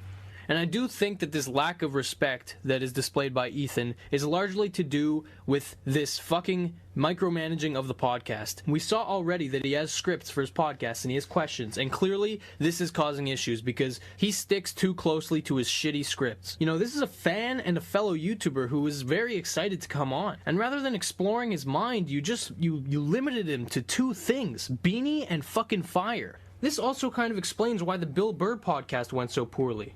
Oh, well, before we get into Bill Burr, we have a call from yours truly, William Osmond. Welcome back to the show. So, William, thank you for joining us. How did you feel about the video? You know, I never saw the video you made before you came on the show where you were saying that you were disappointed you were going to be on for 20 minutes. And I do want to say right off the bat that I should 100% have given you your own episode. At the time, we were trying to like segment it, and I was trying to do something. Yeah, it was very awkward. It was very awkward, and I should have given you your whole episode. No, I mean, I think that like I don't honestly at the end of the day, like I don't really care. I think people make a bigger stink about it than they should. Yeah, like I think that you know nobody's perfect, and I think that you and Eli are like some of the nicest people that I've met. And the decision to not have me on longer probably stemmed from maybe not thinking that it would be like as interesting to the podcast audience, which I totally get. Like as a content creator, you have to try to figure out what people want to see. And so I think it was just a kind of unfortunate situation where, it may have been deemed that people didn't want to see as much of William Osmond stuff, because at the time it was a much smaller channel. So it's not like something that has affected me greatly, and like I don't think about it every day. At the time, though, it was maybe a little bit of a bummer to have not been included more, but that doesn't really, change the way like you guys have been nice to me, even like especially that day or after the fact. Well, I do definitely apologize. We should have included you in the whole episode for sure. Yep. That's it. That's really all there is to it. But actually, you are coming next week. Yeah. Next Friday, you will be in the studio for about 20 minutes, and then we'll have to move on. That's fine. I'm a busy man. Yeah. No, we're gonna do the full episode we should have done back then. But awesome. But well, what else? What really else is there to say? I don't think anything. Like I think that people just like to sort of weaponize stuff that they see online, and to me it's not a big deal. Like everything I do is like trying to be creative and trying to entertain people, and like I've made decisions that like I'm going to show less of this or more of that because that's what I think people want, and so there's no hard feelings. There's nothing that like there's no stigma. There's no like I'm not mad at anybody and never have been mad at anybody. And so I think that's basically it to me. Like other people have talked about it online more than I've ever even thought about it. So right, like, well, thank you for saying that, and I do want to ask what is going on with your hair. Oh, you want to see? Let me see a profile. Yeah, I let my caretaker cut my hair. Oh yeah! Oh my goodness, dude! Holy crap! No, that's a quarantine. With the beard and everything. I mean, what do you think? That's a quarantine special. I think it's a quarantine special. Exactly. Yeah, I tried to make her use a hedge trimmer, but it scared her. And then is that dangerous? Garden. Yeah, we came to that conclusion. It's the first time she's ever given someone a haircut, so I think she did an okay job. I like It's that pretty you guys epic. went down to the scalp on the side. Yeah, she was trying to fade it. Oh, really? Okay. Like my definition of a fade is sort of like a gradual change, right? Like it starts at the skin and then it goes up. Her fade was just straight buzzer. That's awesome. And I was trying to like communicate, hey, like a fade is like a transition, but it was too late at that point because the hair grows slower than you cut it. Well, it looks great. I can't wait to see that beautiful head with all the attached hairs and everything.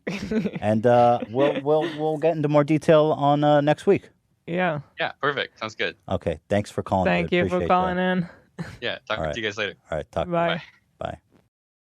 Welcome back. Now let's talk about Bill Burr. This also kind of explains why the Bill Burr podcast went so poorly.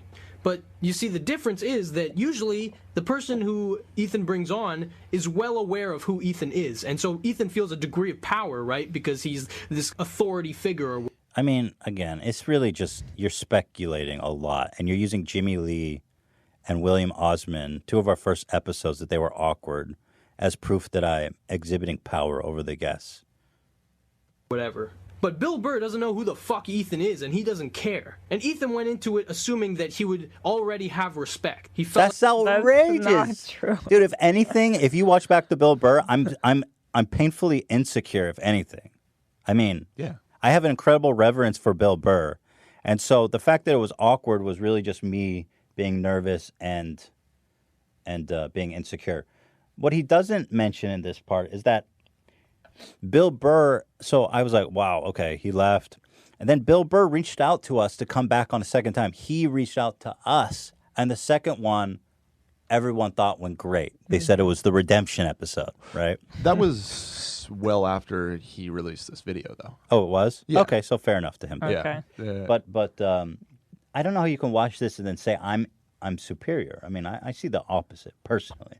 Like he didn't have to earn it. But And Bill Burr's a very grounded guy, and he fucking shattered that illusion, and it was beautiful to see. The great Bill Burr is here today. I don't know about great. Give me somewhere The to go. greatest. Oh, The yeah. great- The greatest guy sitting across from you right now. The NCAA? There's a lot going on for the great Bill Burr. With the great. What am I doing wrong greatest exactly? Bill Burr. I'm flattering him. I do mean that, by the way. I know it makes you uncomfortable. It but, does. One great was bad enough. Does it? But you know that. I like being appreciated. Yeah, okay. Just say, tone it back down. with the person I appreciate. Yeah. So once again, the That great, kinda- great mind that's his- that I appreciate very much. That's his finishing move. Well, I love that moment. What did I do I love wrong everything here? you do. The great. This is how you turn it around. This is how you turn it around. Well, we're Made you uncomfortable. Now you fucking sit there and compliment me. Those guys. Very, very funny gentlemen. Good people. Good people, yeah. There you go. There's no What context are you of gonna say? anything that I'm Tony, watching. you are the greatest comedian.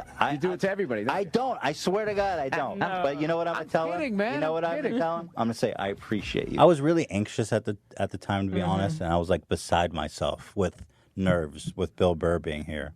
And So- that was just him being, like the way he is. If you're familiar with Bill Burr, time. there's another comedian on YouTube who has a podcast on YouTube called Theo Vaughn, and he's been on our show. He's a super funny, awesome dude. And he had Bill Burr on there. And also, like me, Theo Vaughn's a huge fan of Bill Burr. And Bill Burr also just totally railroaded him, too.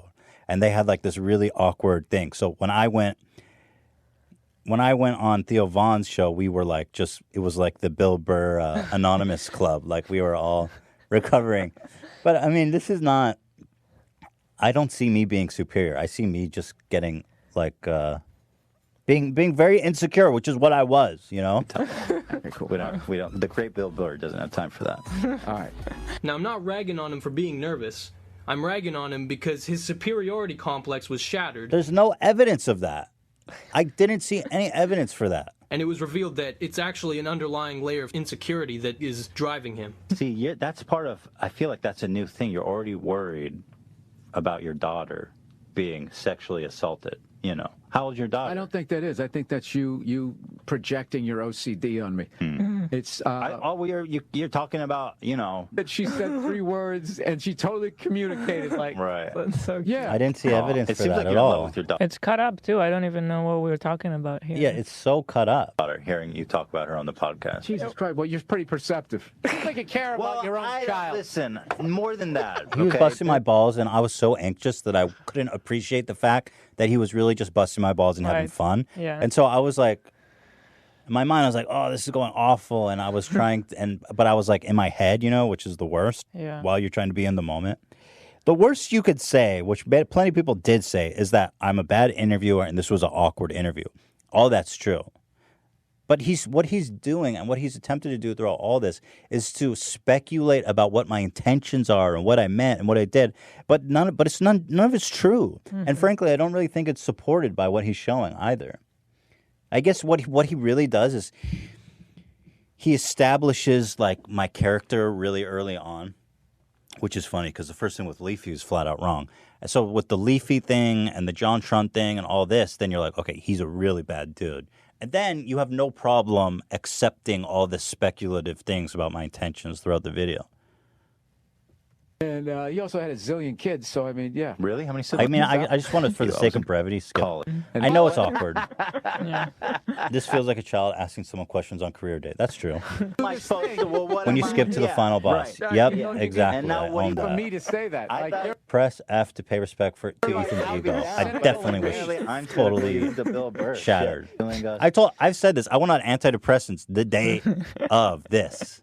I went home and I was like, remember wow, it very I'm fucking clearly. That was yeah. Something's burning. Oh, something's burning. Yeah, I'm just gonna keep going. Superior, inferior. What? That's why I'm here. He told me, he goes, And now we have Bill Burr on the phone. No, we don't. That's Burr. He's such a sweetheart. Oh, this part's great. Do I you love watch this part. YouTube videos at all? Bonus scoop. Here we go. Hey, G-Sauce, retard here. And is Ethan Klein a joke thief? No. Greg, are you going to do what H3H3 does, where he goes against his morals for financial gain and then also lies to his viewers a lot? Do you going to do that as well? Also, are you going to steal content? I don't know what he's referring to, but let's then hear. Ideas of other creators and then use them as your own and not tell anyone? Shots. Yikes. Okay. Well, according to Chad, he is. But Chad's name is also anything for views, so, doesn't exactly add credibility. Ethan, stop stealing your jokes and stop telling the same ones, and you should be good. Oh, because he stole the Vape Nation meme? Oh, yeah, tell everyone. Don't tell them where they stole it from. Just say you stole it. Yeah. The number one gem of Ethan Klein, Vape Nation, was a stolen idea from a friend, a close friend. And who's the type of person? Shut up, Keem. I told you this. You're not allowed to repeat it. Oh, this is getting spicy. But like, can you be honest with it? Like, who'd he take it from? Why you freaking blue balling me? Language. Oh, we got something. $3 from Schmeichel44. We want to who Ethan stole a weapon from though. Oh yeah, I don't know if I can reveal that.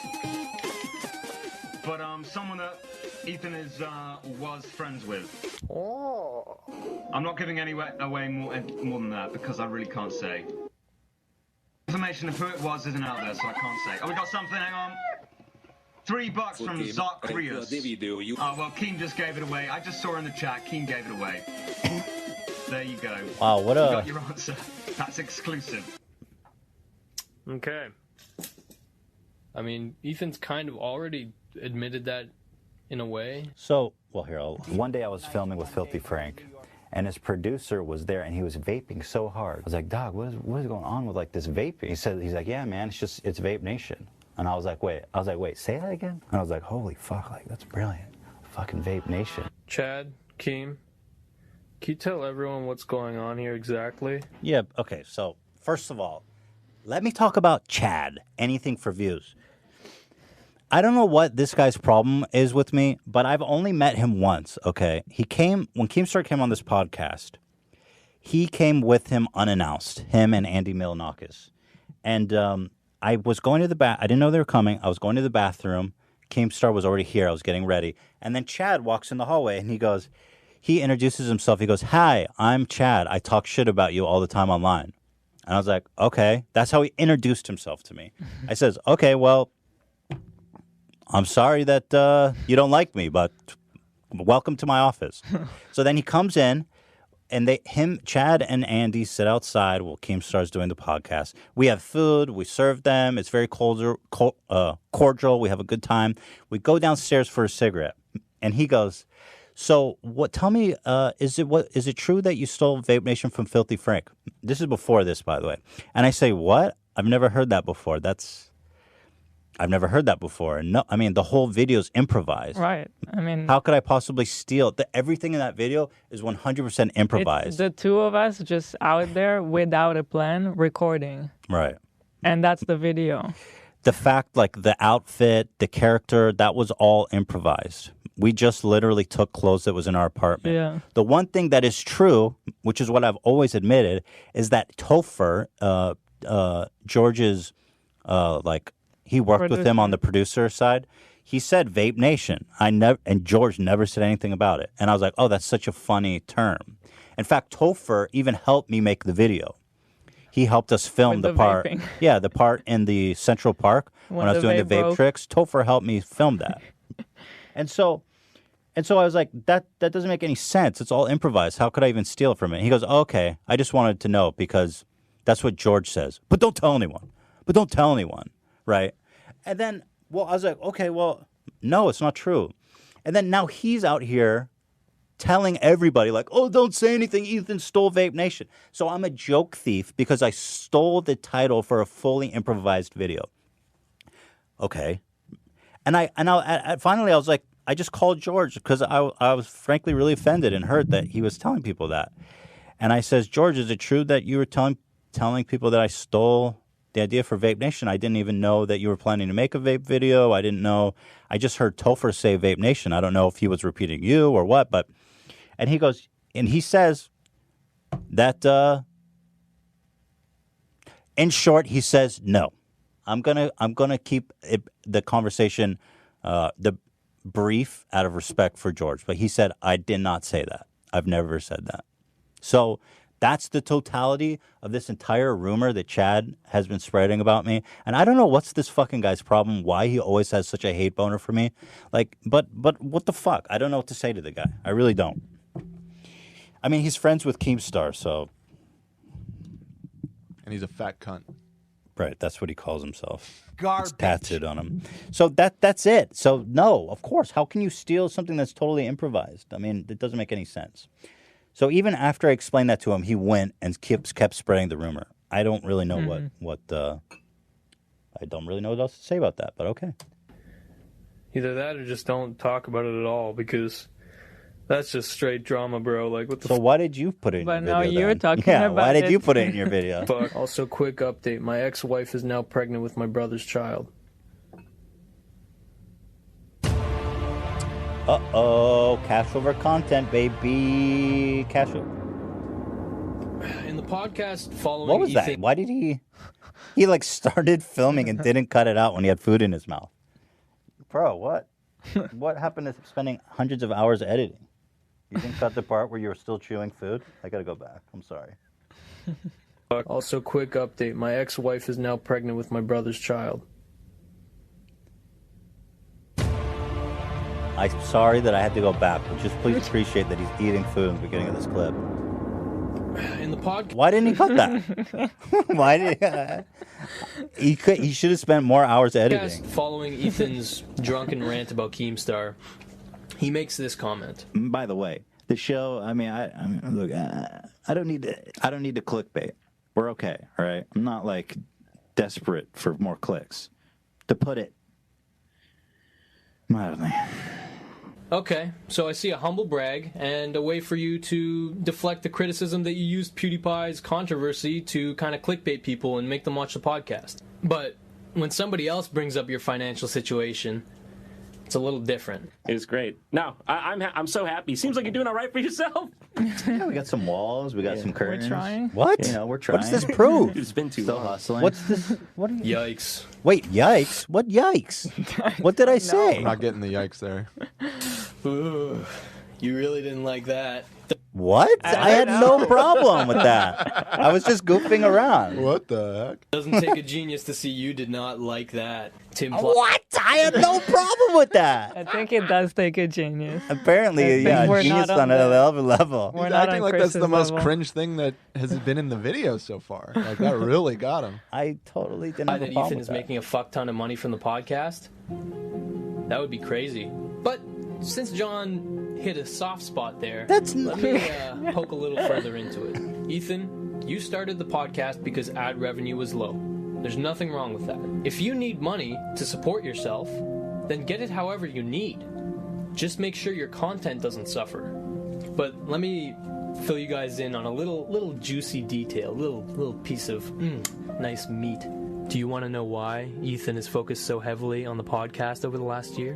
Why he hasn't made any original content in the last 4 months?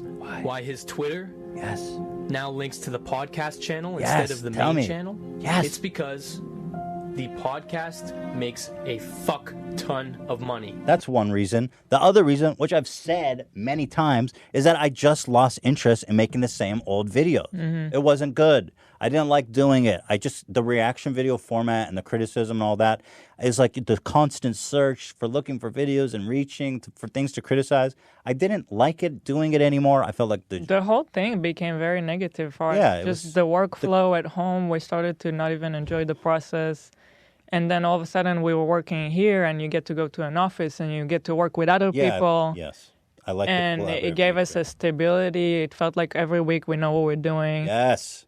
It's our decision. I don't know. There were different reasons. But I feel like we just kind of moved on to something else, right? We decided we wanted to do this, and I mean, we spoke about it a lot, but yeah. But ultimately, the creative process became really toxic for us, and we just didn't enjoy the process anymore. So the podcast was more fresh and exciting and fun, and yes, more lucrative too, which is all the more reason to continue to invest ourselves in it. Let me break it down for you. Why is it that almost every YouTuber I know of has started a podcast this year? Well, the answer's pretty simple. They make money. It's because podcasts can get direct sponsors, and direct sponsors make a lot more than just regular content. What kind of genius analysis is this? People make podcasts because they make money. Here's where the problem arises. Each episode of the H3 podcast has 3 to 4 sponsors. No! What? 3 to 4. Dude, have you ever watched a podcast? They all have that many. In fact, if you look at like Joe Rogan or some of the really popular ones, they even have more, like 5 plus. Like Joe Rogan's the first like 10, 15 minutes is pure ads. So have you ever watched a television show? You know how many advertisements? Yeah, right. You're like, this is not a high number. But the thing is, I mean, just for context, though, like, I mean, we are definitely on par or even lower the most popular podcasts. Mm-hmm. So it's it's just such a weird take. Is insane. It's not insane. It's the literal status quo. Sponsored by MeUndies, Movement, NatureBox, and Dollar Shave Club. This episode is brought to you by your sponsors. They are making at least $10 per 1,000 views at the fucking bare minimum. Then add pre-roll ads, then add the separate clips channel, and then of course add the affiliate links when people actually purchase the product. I don't have affiliate links. I've never put affiliate links in my fucking description. That means that an average episode of the. What does he mean by that? I'm confused. We put. I think he just means the links the to URL. The yeah, no, we don't work on commission though. Oh, I see what you're saying. Yeah, I thought he meant like an Amazon, like you put a link. That is technically when an affiliate. Right. I don't think that's what he means. So. Mm-hmm. Yeah, I put a but I don't. Yeah, okay. The H3 podcast is making conservatively $20,000. You can think I'm full of shit, but come on, dude. The thing is, you think $20,000 is a lot because as it appears that you're a young man that. I mean, I don't mean this as an insult. It just looks like you live with your parents still. I could be wrong about that. I'm not saying that to insult you. But we have 3 full-time employees, and we have an office. Just do the math on that. Just, like, do a rough calculation on that. Our costs, $20,000 is not that much money. I mean, it's a lot of money, right? But it's not. I mean, I just. But anyway, what is? I don't get the point of counting our money like as a strike. And he said you only put 100,000 on it. I said abso-fucking-lutely. I put 100,000 on it. Goes to the winner. Winner takes all. Just think about it. I don't even know what that was about. Let's say average 1 million. Again, conservative. That's a lot of people watching your ads. But again, I have to repeat, there is nothing wrong with that. Okay. Just make sure your content does not suffer. I mean, isn't that your objective opinion? Subjective. Right, subjective. Yes. Oh, yeah. Right, subjective. Because I stopped making H3 videos and I started making the podcast. That's the equation. That's the trade-off. Make more money, do it how you need, make better content, or at least the same degree. That's how it counts. I mean, live your life how you want. Don't tell me how to live my life. Right. Yeah, I don't know what to tell you about that.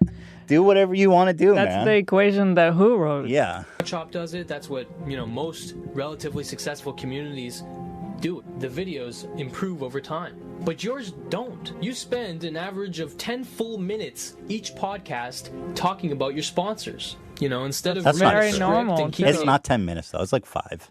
Well, we've had times in the beginning that it took us longer and we became better at doing it shorter. We definitely used to drag But that's also pretty normal in the podcasting. I think we were trying to goof it around and make it entertaining, so we'd make it longer. And now we're just snappier because I think people I understand that it's better just get through it. Mm-hmm. Right. Now our ad reads are probably more like 5 max. Like 3 to 5 minutes? 3. Yeah. So, but yeah, like you said, Hila, that's totally normal. Mm-hmm. 3 to 5 minutes of ads in a 2-hour podcast. 2 to 3 hour podcast. Back then we were doing them longer. Mm-hmm. And saving people some time. You drag it on. You talk about it. You ramble Dude, about he's making this sinister music, and he's talking about how my ad reads are long. This is made it into his video.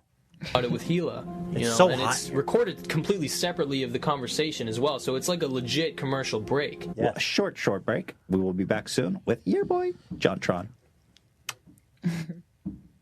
Thank you to MeUndies for sponsoring this. Okay, I'm not going to watch me Thank doing you. ads. Oh my god. Legitimate break in the content, and sometimes these breaks are fucking literally 9 minutes long, such like in the Ninja interview. He was just Dude, people watch. You're making this like, if people think it's too much, they can choose not to watch. Mm-hmm. People are watching the podcast.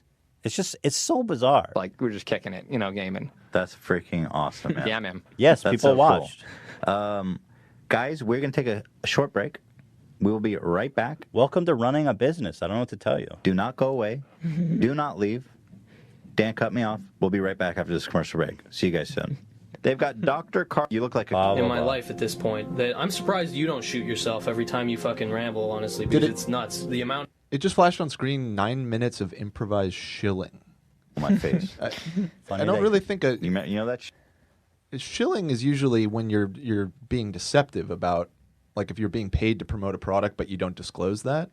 Like, this is all very upfront. I think shilling just means like selling out in the way he's using it. I guess. Shit. Yeah. You look like a cream pie.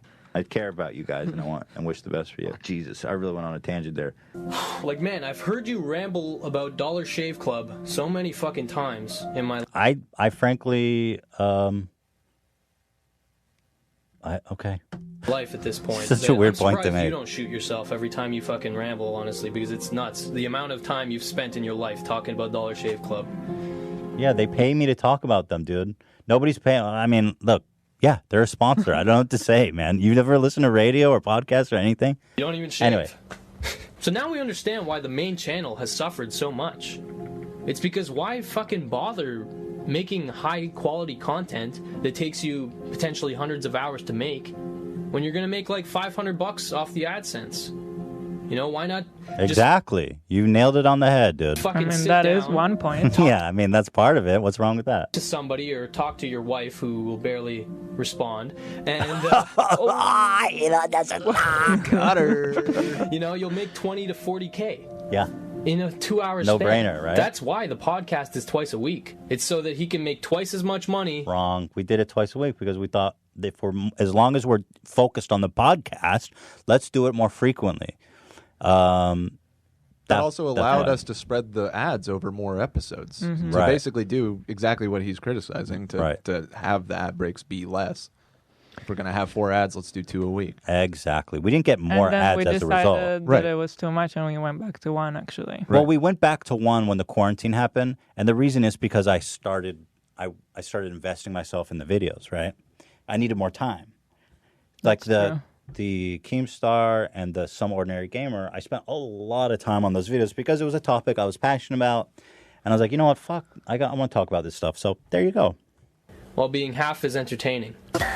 I mean, in your opinion, don't lie.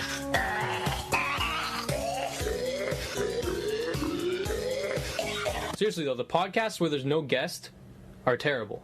Okay, so we are going to skip chapter 7 and 8 because it's a long video, and I feel like I don't need to address these points because chapter 7's about that I'm not funny, and that's totally fine. I mean, I'm not going to fight him and try to argue that I'm funny. I mean, he's entitled to think I'm not funny.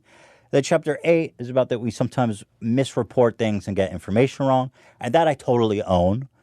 Sometimes I put my foot in my mouth and I say the wrong stuff. So, you can watch that part. I don't need to respond to it because I own it. You're right. I get stuff wrong all the time on this podcast, so that's fine.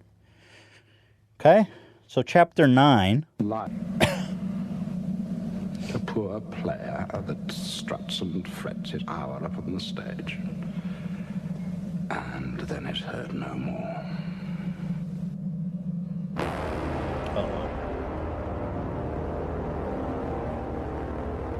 Death. Okay. All right. Now I'm going to discuss one last issue that I have with you. If I hadn't seen this, I would not have made this video. In the 27th podcast you made, you had an entire segment where you talked about shoe nice. And I was thinking about having him on the podcast because he's just such a wild card, such a lunatic. Get him to come in here and eat some deodorant or something. And he was like, I'll be in LA in a couple weeks or next month. Or it was very open-ended. I was like, okay, well, I'll let you know. So we discussed maybe doing a collab or a podcast. I don't even remember something.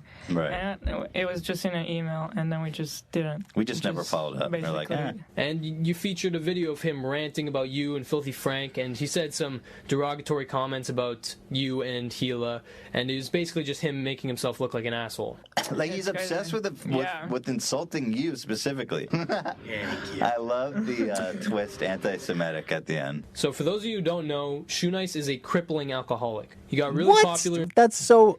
I feel like that's really rude. He's a crippling... This is what I was saying. Like, I never said anything that mean about him. Mm-hmm. You're a crippling alcoholic? Shoe Nice is a... Dude, I have a lot of history with Shoe Nice. We are totally cool with Shoe. In 2011, 2012, for some videos of him basically slamming liters of alcohol within a few seconds. Get sad. That's not all he's famous for. How dare you? How dare you diminish Shoe Nice?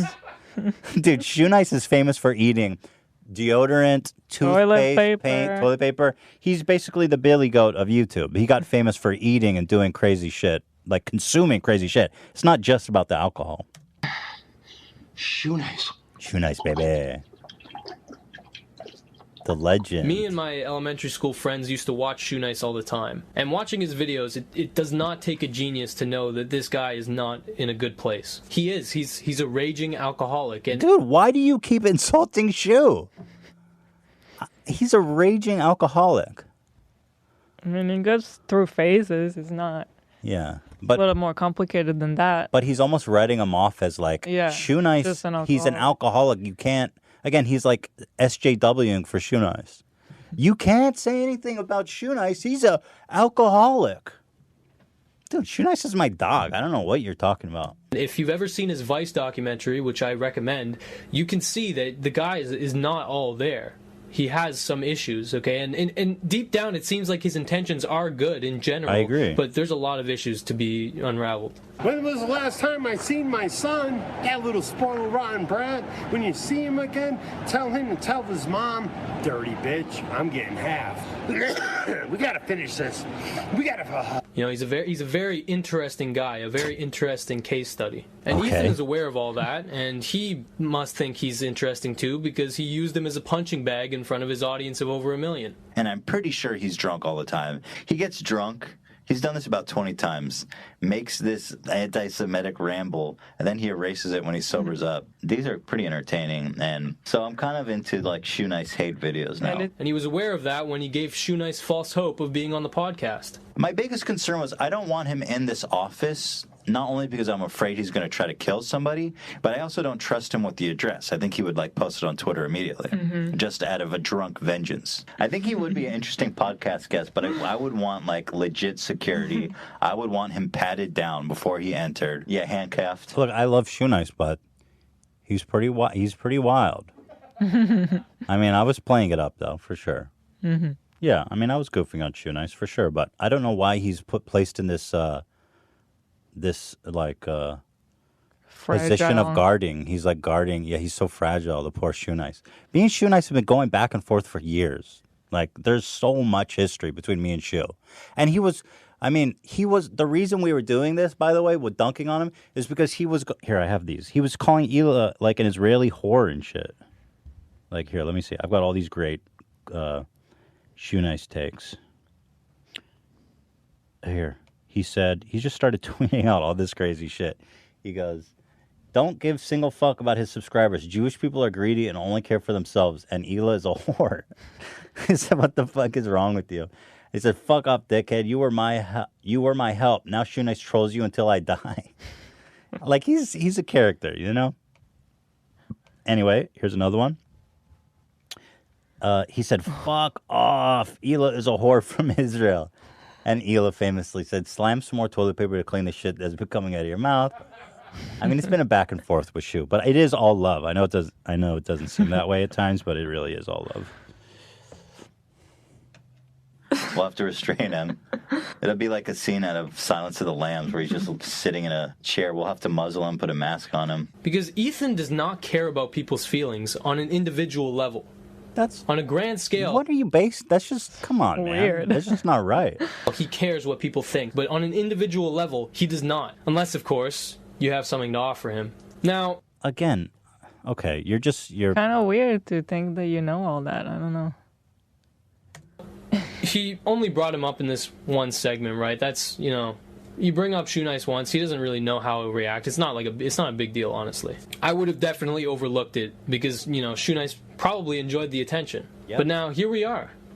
It's been a year since that podcast, and Ethan's had a year to develop as a podcast maker, as a host. And well, he decided to add Shoe Nice again. Okay, so this clip again is totally bad faith criticism, and I'll tell you why. I'll play the video and I'll show you. Shoe Nice is a fucking lunatic. In other news, so apparently Shoe Nice has like 20 different accounts, and he switches between them. Shoe Nice loves Hila and wishes she would forgive him. If you guys don't know, he had called you a Jewish whore or something, something sweet like that. Shoe Nice, believe it! Exclamation! I believe Ethan is willing to forgive. The fact that he took that screenshot should tell you all you need to know about Shoe Nice. You know what I mean? Like, that's an image he took from his channel. Shoe Nice deleted videos. To see Shoe Nice would be legendary. The real Shoe Nice deleted videos. Wish upon a star, bro. Shoe Nice. Dude, do you guys understand? He literally has 50 alt accounts, and he commented and upvoted all of them. It was literally the craziest thing I've ever seen. Like, oh my God, why are you being such a, he's being such a social justice warrior. He's so offendable. This edgy kid is so offendable for Shoe Nice. A mental sad man. This is hilarious. This is crazy. Come on. Never duplicate it. Give this a thumbs up, everyone. Shoe Nice exposed. I will come to Cali, bro. Let me know. Are you fucking mind blown yet? How long did this take him to do? Mind blowing. Are you mind blown yet? Brought him up for a whole about 6 minutes. Yes. Talked about how he has 50 different YouTube accounts, and he basically likes his own comment and comments on his comments, and makes it so that he rises to the top. Basically calling him out for acting like an insane person. I emailed him, and this fucking psycho that spent 5 hours replying 100 times, I can't get a hold of him. I have no way of getting a hold of him. Even that one, I don't really care. Because, it's kind of an interesting tidbit, a weird thing that Shoe Nice did. It's an interesting tidbit. The dude made 50 comments from 50 different Shoe Nice channels. That's more than an interesting tidbit. That's incredible. It's the next one that really kind of gets me. Today we've got a special you guys are gonna love put this. together of Know Your Meme featuring the one and only Shoe Nice. You guys are going to love this. Line here. Let's get started. Okay, so on the next podcast, he has a 20-minute segment about, get this, him quizzing one of his viewers about how fucked up Shoe Nice is. But wait for Putting it, guys. his mental illness on fucking full blast. Absolutely. Joe, you're on the air. Not really his mental illness. not. That's really putting words in. That's not really what this is. To Know Your Meme. Joe, how are you doing today? I'm doing fantastic. Even better now. I'm talking to my favorite couple on YouTube. Oh, thank you, Joe. You're too kind, too kind. Do you know Shoe Nice? Are you ready to win a Samsung Galaxy S9 Plus? And you can say it's all in good fun, there's no negative intention, but I know in my head, that Ethan gets some sick pleasure from putting him on blast. So this is one of my favorite moments. He goes, you might say it's all in good fun, but I know in my head that it's not. I was like, okay, dude, well, you don't really know. Nope. You don't really know. And again, that's the problem with this whole video is that it's all speculation. It's all speculation that's shrouded in the most cynical possible interpretation that almost doesn't even skirt against the possibility of reality. Like that. So you said he chained himself and he shit himself in a diaper and fasted for 4 to 5 days.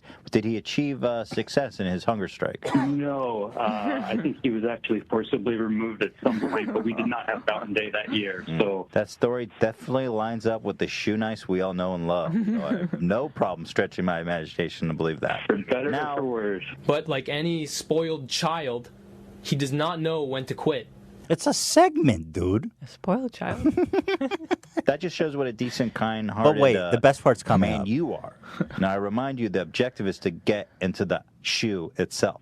I got to get more depraved. Hila said to him, "Slam some more toilet paper to clean the shit that's been coming out of your mouth." What provoked this from Hila? He called you Israeli whore, and I'm so sorry. That's horrible. Well, Joe, you are entering the mind of Shu, and I like to see that. You've dropped all rationale, all reason. Totally fucking bonkers is what it is. 50 channels. Imagine having that much free time. So this is what we're dealing with here, folks.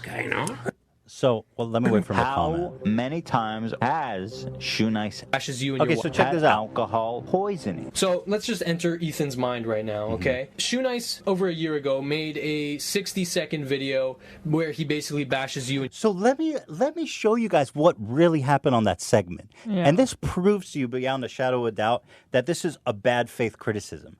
Now, you know he watched this clip, clearly.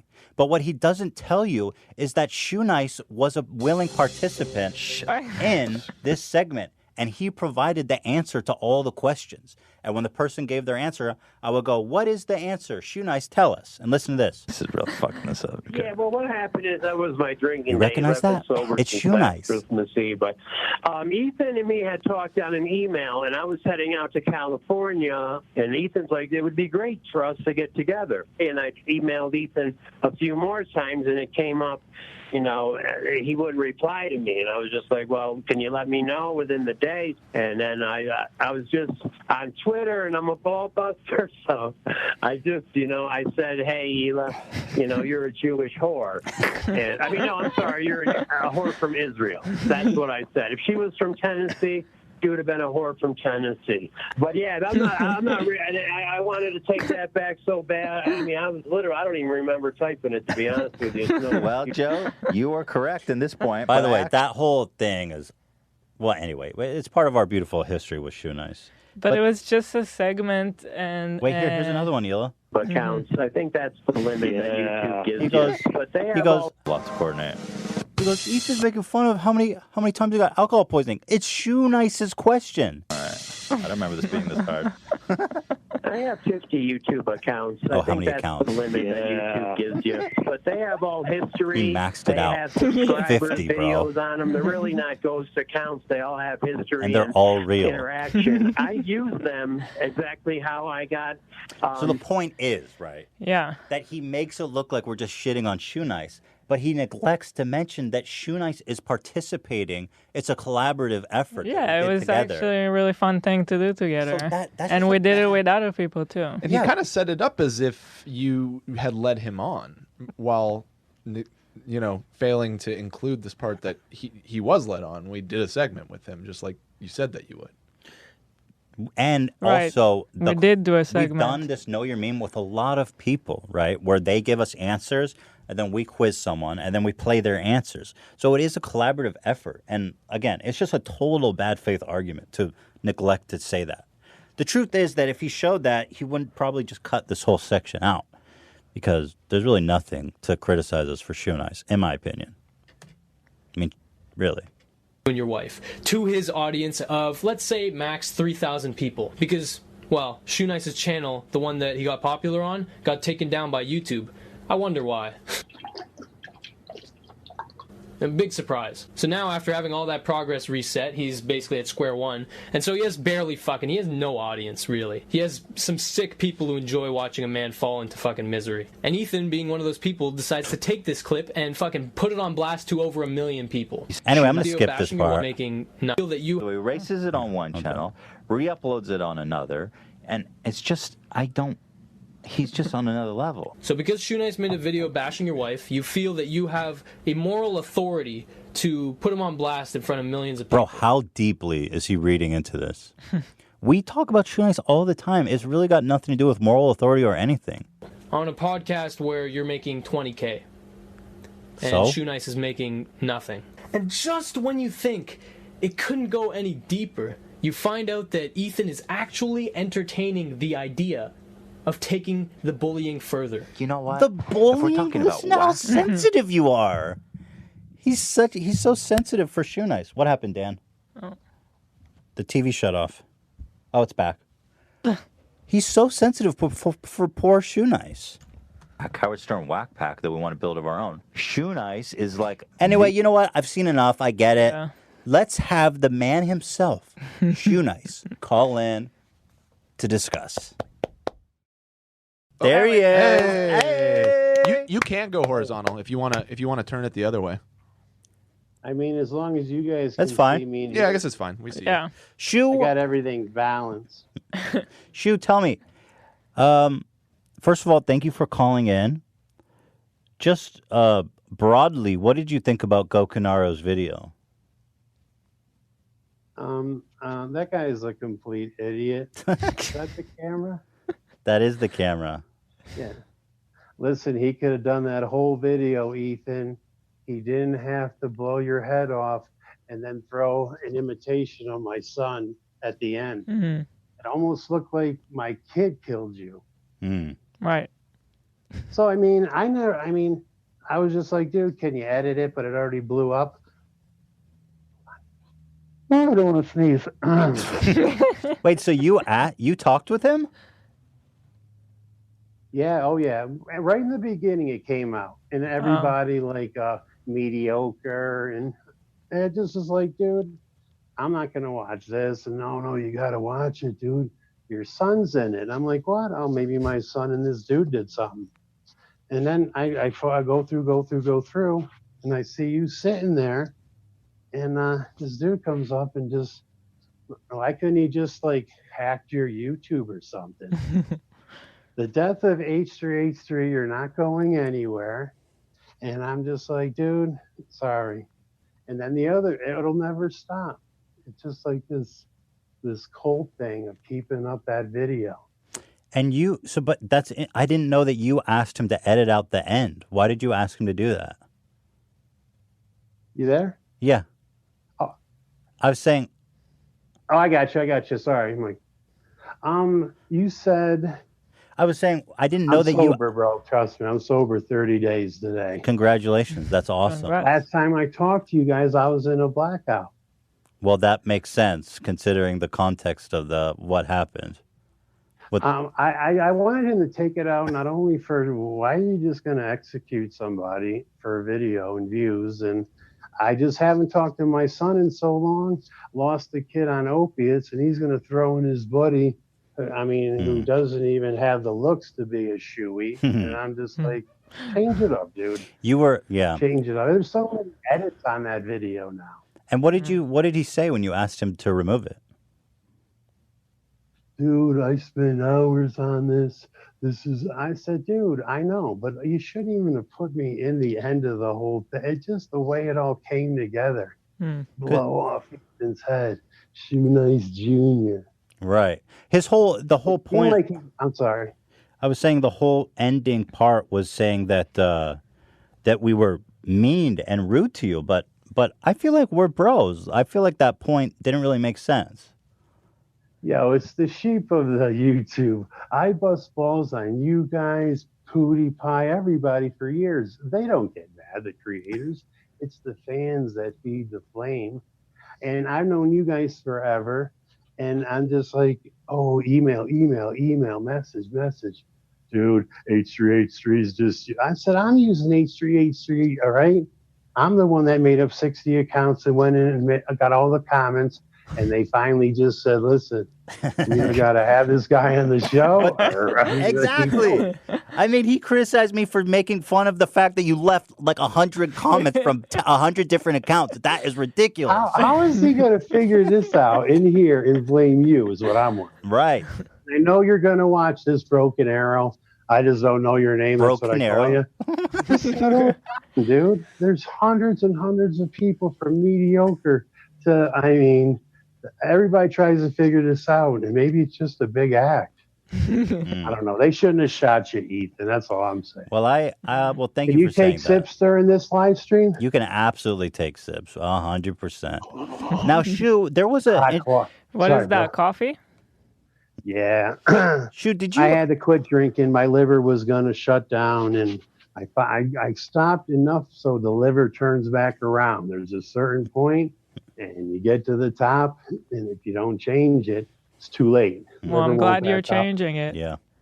I'm going to be a UFC fighter by the time I'm Yeah, I think so too. You know what's funny? I remember when that Gokanaru video came out, you were sober and you were like super healthy, and he kept referring to you as an alcoholic, like you were some helpless alcoholic that I shouldn't make fun Listen, of. alcoholism was made up for the weak-minded. I'm a raging drunk. I've dropped opiates in one day. If I ever did heroin, I know I could quit that in a day. Alcohol, it's just mind over matter. I don't have a mind, so it don't matter. And I'm just like, hey, Amy, you need a bunch of strangers to tell you, oh, you got to quit drinking, buddy. I was a sponsor for like 2 weeks. Dude kept calling me in the middle of the night. I need a drink, bro. I'm like, well, hurry up. The bar's going to close in an hour. I'll buy you one. And like the 12 steps, I'm sorry. That's a bad sponsorship. Half of an AA meeting is literally the judge told you, smarten up your act. Yeah. You get a DUI, you got to show the judge up. I'm going to anger management. I don't hit my girl anymore. That's not me. I'm just saying people at DWIs. Just Shu, what did you think about him just writing you off as an alcoholic, though? And he kept referring to like, oh, he's an alcoholic. He's an alcoholic. I don't know. Maybe he had that problem in his family. I don't know. He's doing crystal meth off his AA book. I have no idea. And then the another dude's pretty obsessed about the video, and I'm just like, leave me alone. I didn't say that, but another interesting revelation is that you claim, because there's a whole conspiracy that I removed his videos, but I saw a tweet of you, or an email and a tweet that says that you reported it. And you I reported it every time. I got my own personal moderator. I got so much hate that they literally put one lady to me and said, listen, we're gonna watch. And they literally, my number one hater, he's out of prison for child porn. My other hater got doxxed by a dude. He's been the Shoe Nice hate is slowly but surely imploding. I knew it would. Jeez. But good always wins over evil, right, Ela? That's right. But so are you saying that it forgot everybody else's name for a second? It was you who reported. Well, this is like right here. I'm sitting at the table with you guys. Hell yeah, dude. Yeah. Your shot is weird. I'm blind. I just noticed your heads are way in the back. I'm on a cell phone. It's a weird shot, but way back. It's gonna look better on the show. Sorry, Ethan. Go ahead, bro. Shu, you. I'm trying to learn how to listen and not ramble on. That's okay. Okay. It's all right. It's, the marijuana use has tripled since I quit alcohol. Oh, you're not sober. You smoke weed. Chill, bro. Yeah. You know what I mean? That was at the AA meeting last night. Shu, so it was you. You reported his videos to YouTube and got them removed. Oh, yeah, without a doubt. I said, dude, you should have just came and asked me. So Broken Arrow, I reported your video on the main channel. The second time when your idiot buddy did it, and I'll keep doing it for the rest of my life. Shu! Never mess with somebody that has nothing to lose. Oh. Yeah. So what did you tell your YouTube rep? Don't forget to subscribe to Shoe Nice. Zach said I could throw that in. Subscribe. Yes. What channel are we subscribing to now? Which one of your 50 channels? It's always been it's Shoe Nice 22 forever now. Okay. That was my big mistake. I think we talked about that. Changing the name all the time. Shoe Nice 22, and on Cameo, you're killing it on Cameo, right? Shoe Nice 22. That's how I make a living now. You guys started it out. That Steve Will Do It told me about it, and you guys bought a bunch of them. And everybody that watches your vids, it's just in archives. What's this Cameo? Oh my God! And then they come in, they get them birthdays and coronavirus. People are just all depressed. Really? I come in. Pikachu. and they're happy for 5 minutes. So hit Shoe I had to Nice. raise my price up to 20 though. Hey, I was selling myself for a Jimmy John sub, bro. So Shoe Nice on $20 Cameo. flat rate. Flat rate, you get the whole There's package. people around me that are charging 50. I don't even know them. Sorry. Shoe Nice 22 on Cameo. Shoe Nice 22 on YouTube. So we'll get them links in there after. That's absolutely. all, bro. See you guys later, man. No, I just kidding. Shoe, what do you tell your YouTube rep when you report his videos? This is usually just reporting and flagging just to get somebody's vid shut down. Never done it in my life. I hate doxers. I hate people that send a pizza to your house, the people that swat somebody. But no, this was more personal. And I tried to tell this dude, you know what I mean? He looks like some kind of a bird on a fence, all on meth. You know, just leave me alone, Gonk. Fuck out of my life. Shoot, you are. I will always say you have. I got grown men on puppets for years. I don't know what it is. All I'm doing is eating toilet paper, guys. Leave me alone. I'm with you, Shoe. Actually, I looked it up. I Googled it. It's called Celebrity Worship Syndrome, CWS. Look it up. There's this dudes that can't get over me. No matter what I do in life, I slam a keg of beer every day. I go out and feed the homeless. I fix my life. I got a good job with Cameo. It's never good enough for the Pencil Dick Puppet Club. Well, it's good enough for me. I'm proud of you that you're sober and you're making a living on Cameo. and I hope that all of our fans go purchase a Cameo for $20 flat. Why don't you have me and Keemstar fight, dude, and you be my sponsors? Nobody sleeps with their UFC gloves. What's up, Keemstar? What's up, Keemstar? Shoe, speaking Your of beard Keemstar. looks like the backside of a rooster. What's that, bro? I wanted to ask you about, because Keemstar accused you of being a rapist, didn't he? Yeah, but the sad thing is about Keemstar is his anger, and it probably way before YouTube, has always got the better of him. You know what I mean? Most definitely. You just act angry, dude, or annoyed, but I love the way you do it, bro. It's absolutely beautiful. So what is it? Do you have anything to say to Keemstar? I just wanted to say that back in the day, I was famous. It was me, Jenna Gargles, and a bunch of people just hanging out watching Shane Dawson. You were around a little bit. And then RWJ, if you got on that show, that was the holy boom.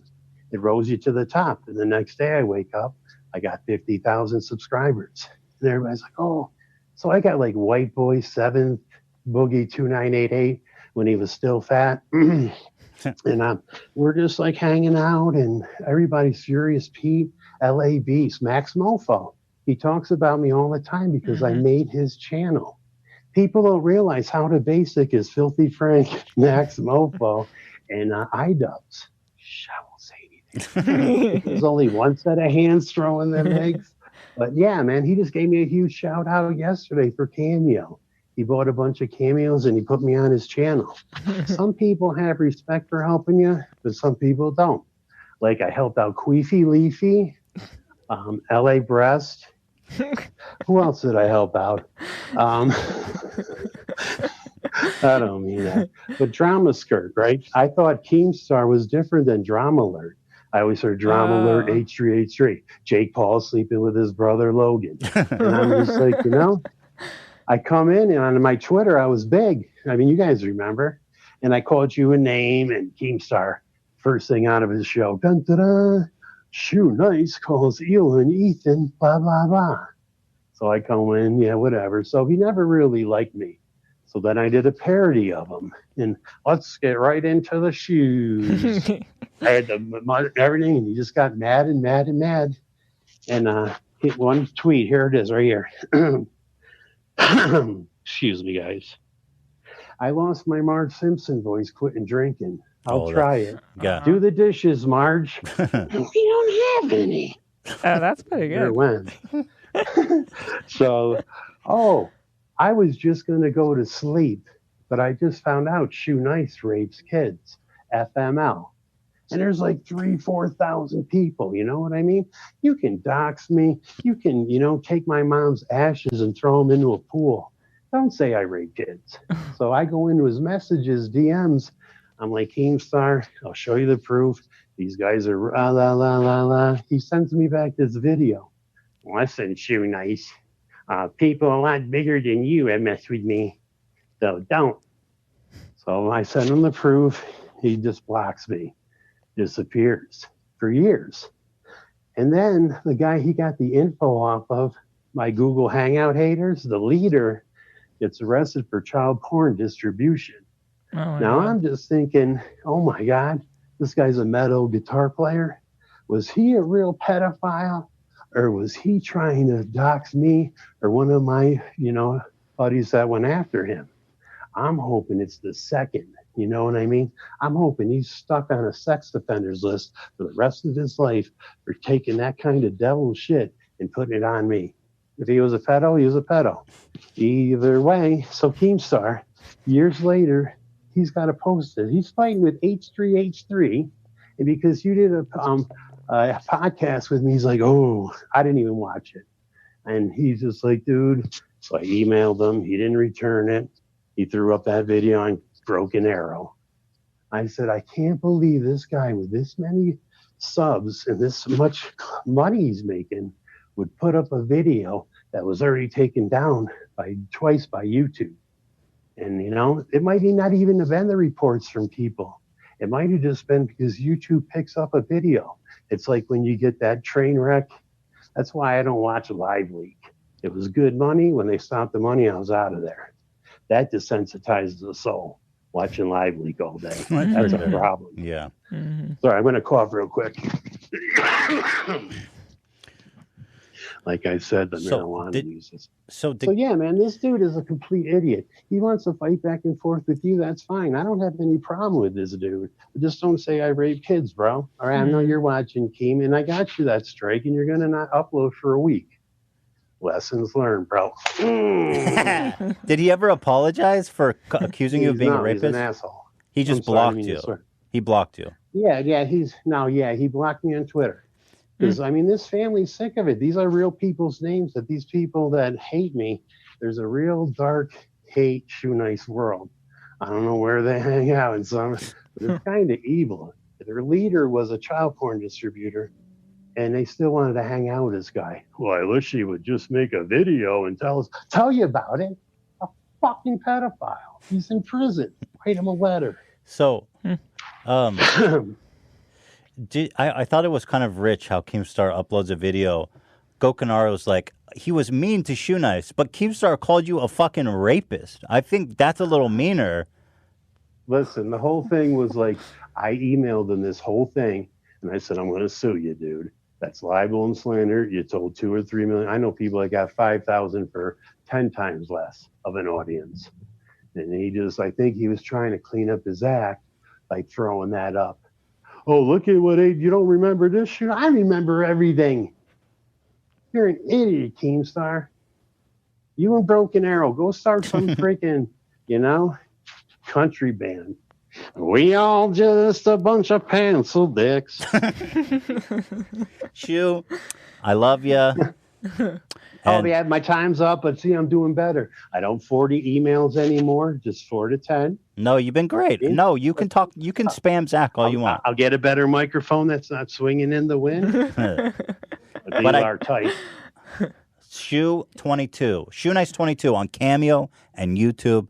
I just want to put one thing out on the record forever. Yeah. Ethan and Eel and me have been getting along forever. I knew these guys before Vape Nation. And Gokanaru, Keemstar, you're a lesbian book club. Thank you. Thank you, Shoe. All right, bro. Thank you, Shoe. Take care, buddy. All right. Oh, yeah, subscribe. Subscribe. So, this is actually a crazy revelation that Shoe Nice was offended that Gokanaru used his son to murder Broken us. Arrow. Broken Arrow. and then Shoenice asked him to remove that part from the video. I would have never expected that as a twist.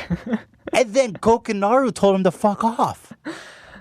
So who's being the bully to poor Shoenice? Yeah, that's... Poor protected Shoenice. Wow. What? That is such a twist. I can't. Dude, That really just outed him. I mean, it was interesting to hear about it from Shunai's perspective. I did find that whole scene pretty weird, which we're going to watch, I guess. We haven't watched yet. Yeah, but the assassination. He has, like, Shunai's son, like, chasing you.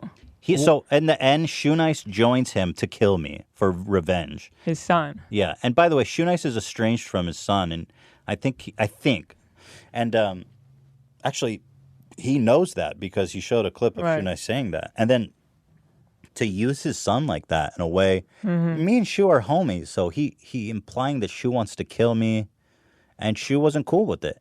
And he asked him to take it down. And Gokanaru said, no, broken arrow. Broken arrow. And also, Shu confirming that he was the one that got it taken down? Yeah. What? Like he said both times he wrote his YouTube rap. And he said he would do it again. He would do it a million more times. Wow. Dude, that was crazy. That Shoenice clip just took such a twist. Oh my God. It's weird because he put so much faith into Shoenice. I have like a weird hair here, Eli. You're going to have to forgive me. Can you not do that now? Look how big it is. What? You saw that? Okay, we're cutting that. No, you leave that in. He put so much faith in the Shoenice story. He even says, I wouldn't have even made this video. Yeah, he says that a few times. If Ethan didn't bully poor Shoenice. And then for Shoenice to come on. Oh, that's crazy. And also, I really love Shoenice, the whole thing about Keemstar. And then, oh, by the way, so Gokanaru gave this video to Keemstar to re-upload, right? Right. And and Keemstar's always promoting this video, and they seem to be cool with each other. So how is it that me bowling poor Shoenice prompted this whole video, yet Keemstar, who said he's a child rapist publicly, gets a pass based on nothing. Based on nothing. And then Shoenice says Keemstar blocked him when he confronted him about it. Yeah. Didn't apologize. So let me get this straight. I'm the asshole next to the dude who called him a child rapist.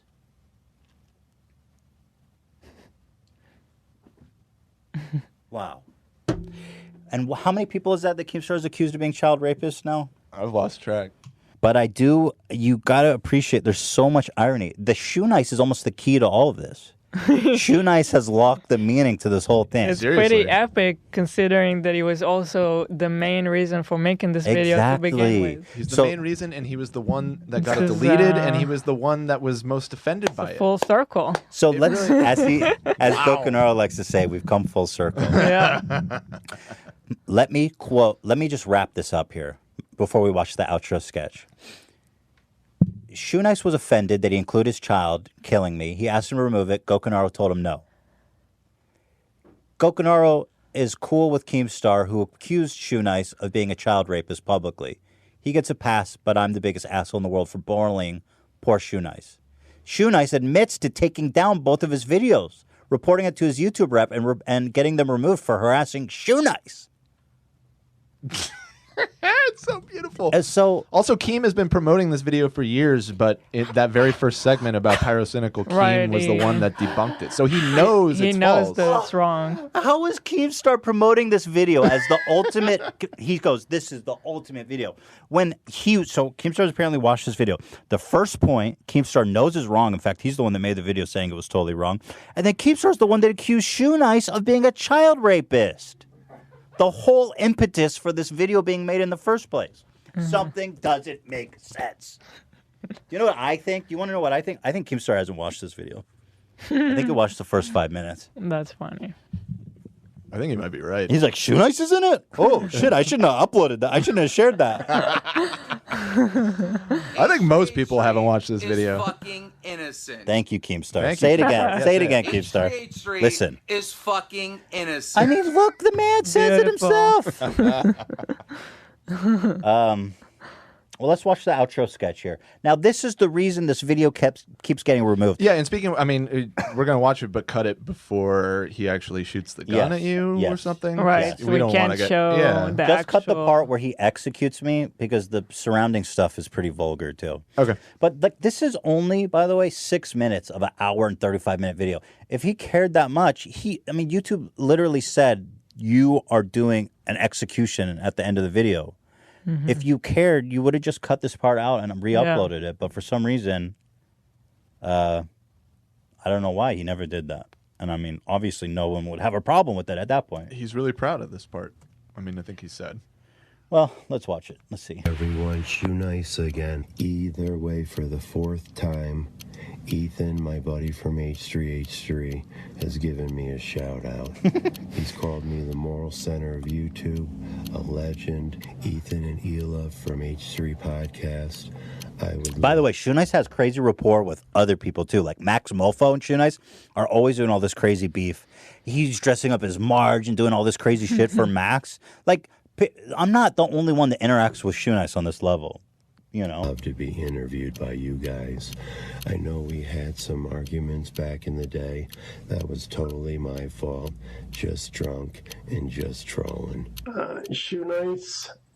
The fuck is this? Ayla would just like to offer you a public apology. What am I looking at? Yeah, we were. I think that's supposed to be you. Again. Yeah, I think that's the back of Shoe's head. I kind of remember when he uploaded this. Oh, that's Shoe. Yeah. Oh my god. And he like green screened himself into the set. We just want you to, not wait for It's us the back to of the call shoe. or email you. It's the heel. Oh, Shoe is such The a heel character. nice. Not bothering us. Dude, this he's got time. good, like, You're just easy to get, bro. he You can know somehow what I make the mean? back of his head move. We're not fucking assholes because it's just mean. He doesn't deserve to be made fun of. And I mean, if you look at Leafy's channel, all he does is make fun of kids and like vulnerable people. Dude, There's Shoe no Nice is not a sport. vulnerable person. Come on. That's so stupid. Making fun of these people, it's just sad. Sending like millions of like kids to just harass these people. And honestly, it is kind of just turned into bullying. I know we make fun of people. This but we argument that do I'm bullying Shoe Nice is just so lame. I mean, come on. our best to make sure that it's somebody who deserves it. We'd never find someone with 10 views and be like, hey, fuck this kid for trying to follow his passions and live his Is that hobby. ticking his video? Yeah. Here's making fun of a Joey's Very Walter dramatic. who's obviously has an eating disorder. Like, what the fuck, man? Can you just find like someone to pick on your I'll own admit side? that Joey World Tour thing was a stretch. Mm. That was a bad point that I made back then. Like, I mean, seriously, dude. At this point, it's literally just bullying. The guy needs help, support, not fucking ridicule by 1,000 raging kids on the internet. Thought we were a little more delicate than that. And I just would like to see that same delicacy across the board because this is not the community that, I mean, I think most of us want to be a part of. So I just want to say for the record that we are hypocrites. We are hypocrites. It all comes full circle eventually. Mm. And Ethan Klein, your time is up.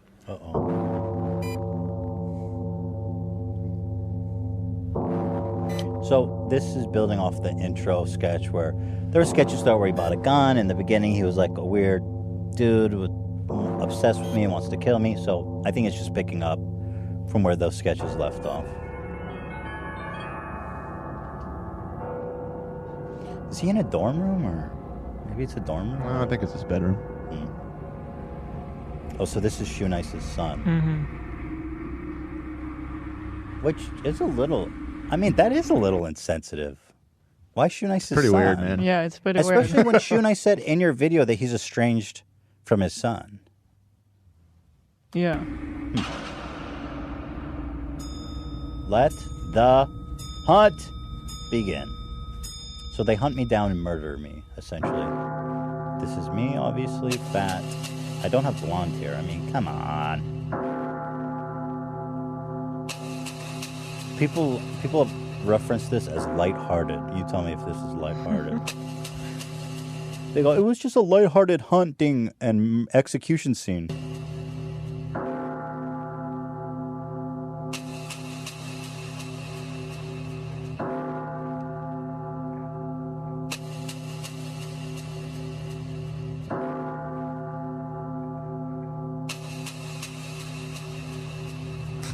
Very dramatic. Oh my god. They found my beanie. They're hunting me. That kid does kind of look like Shoe Nice's son. I will say he casted the part well. Here I'm running. I'm falling.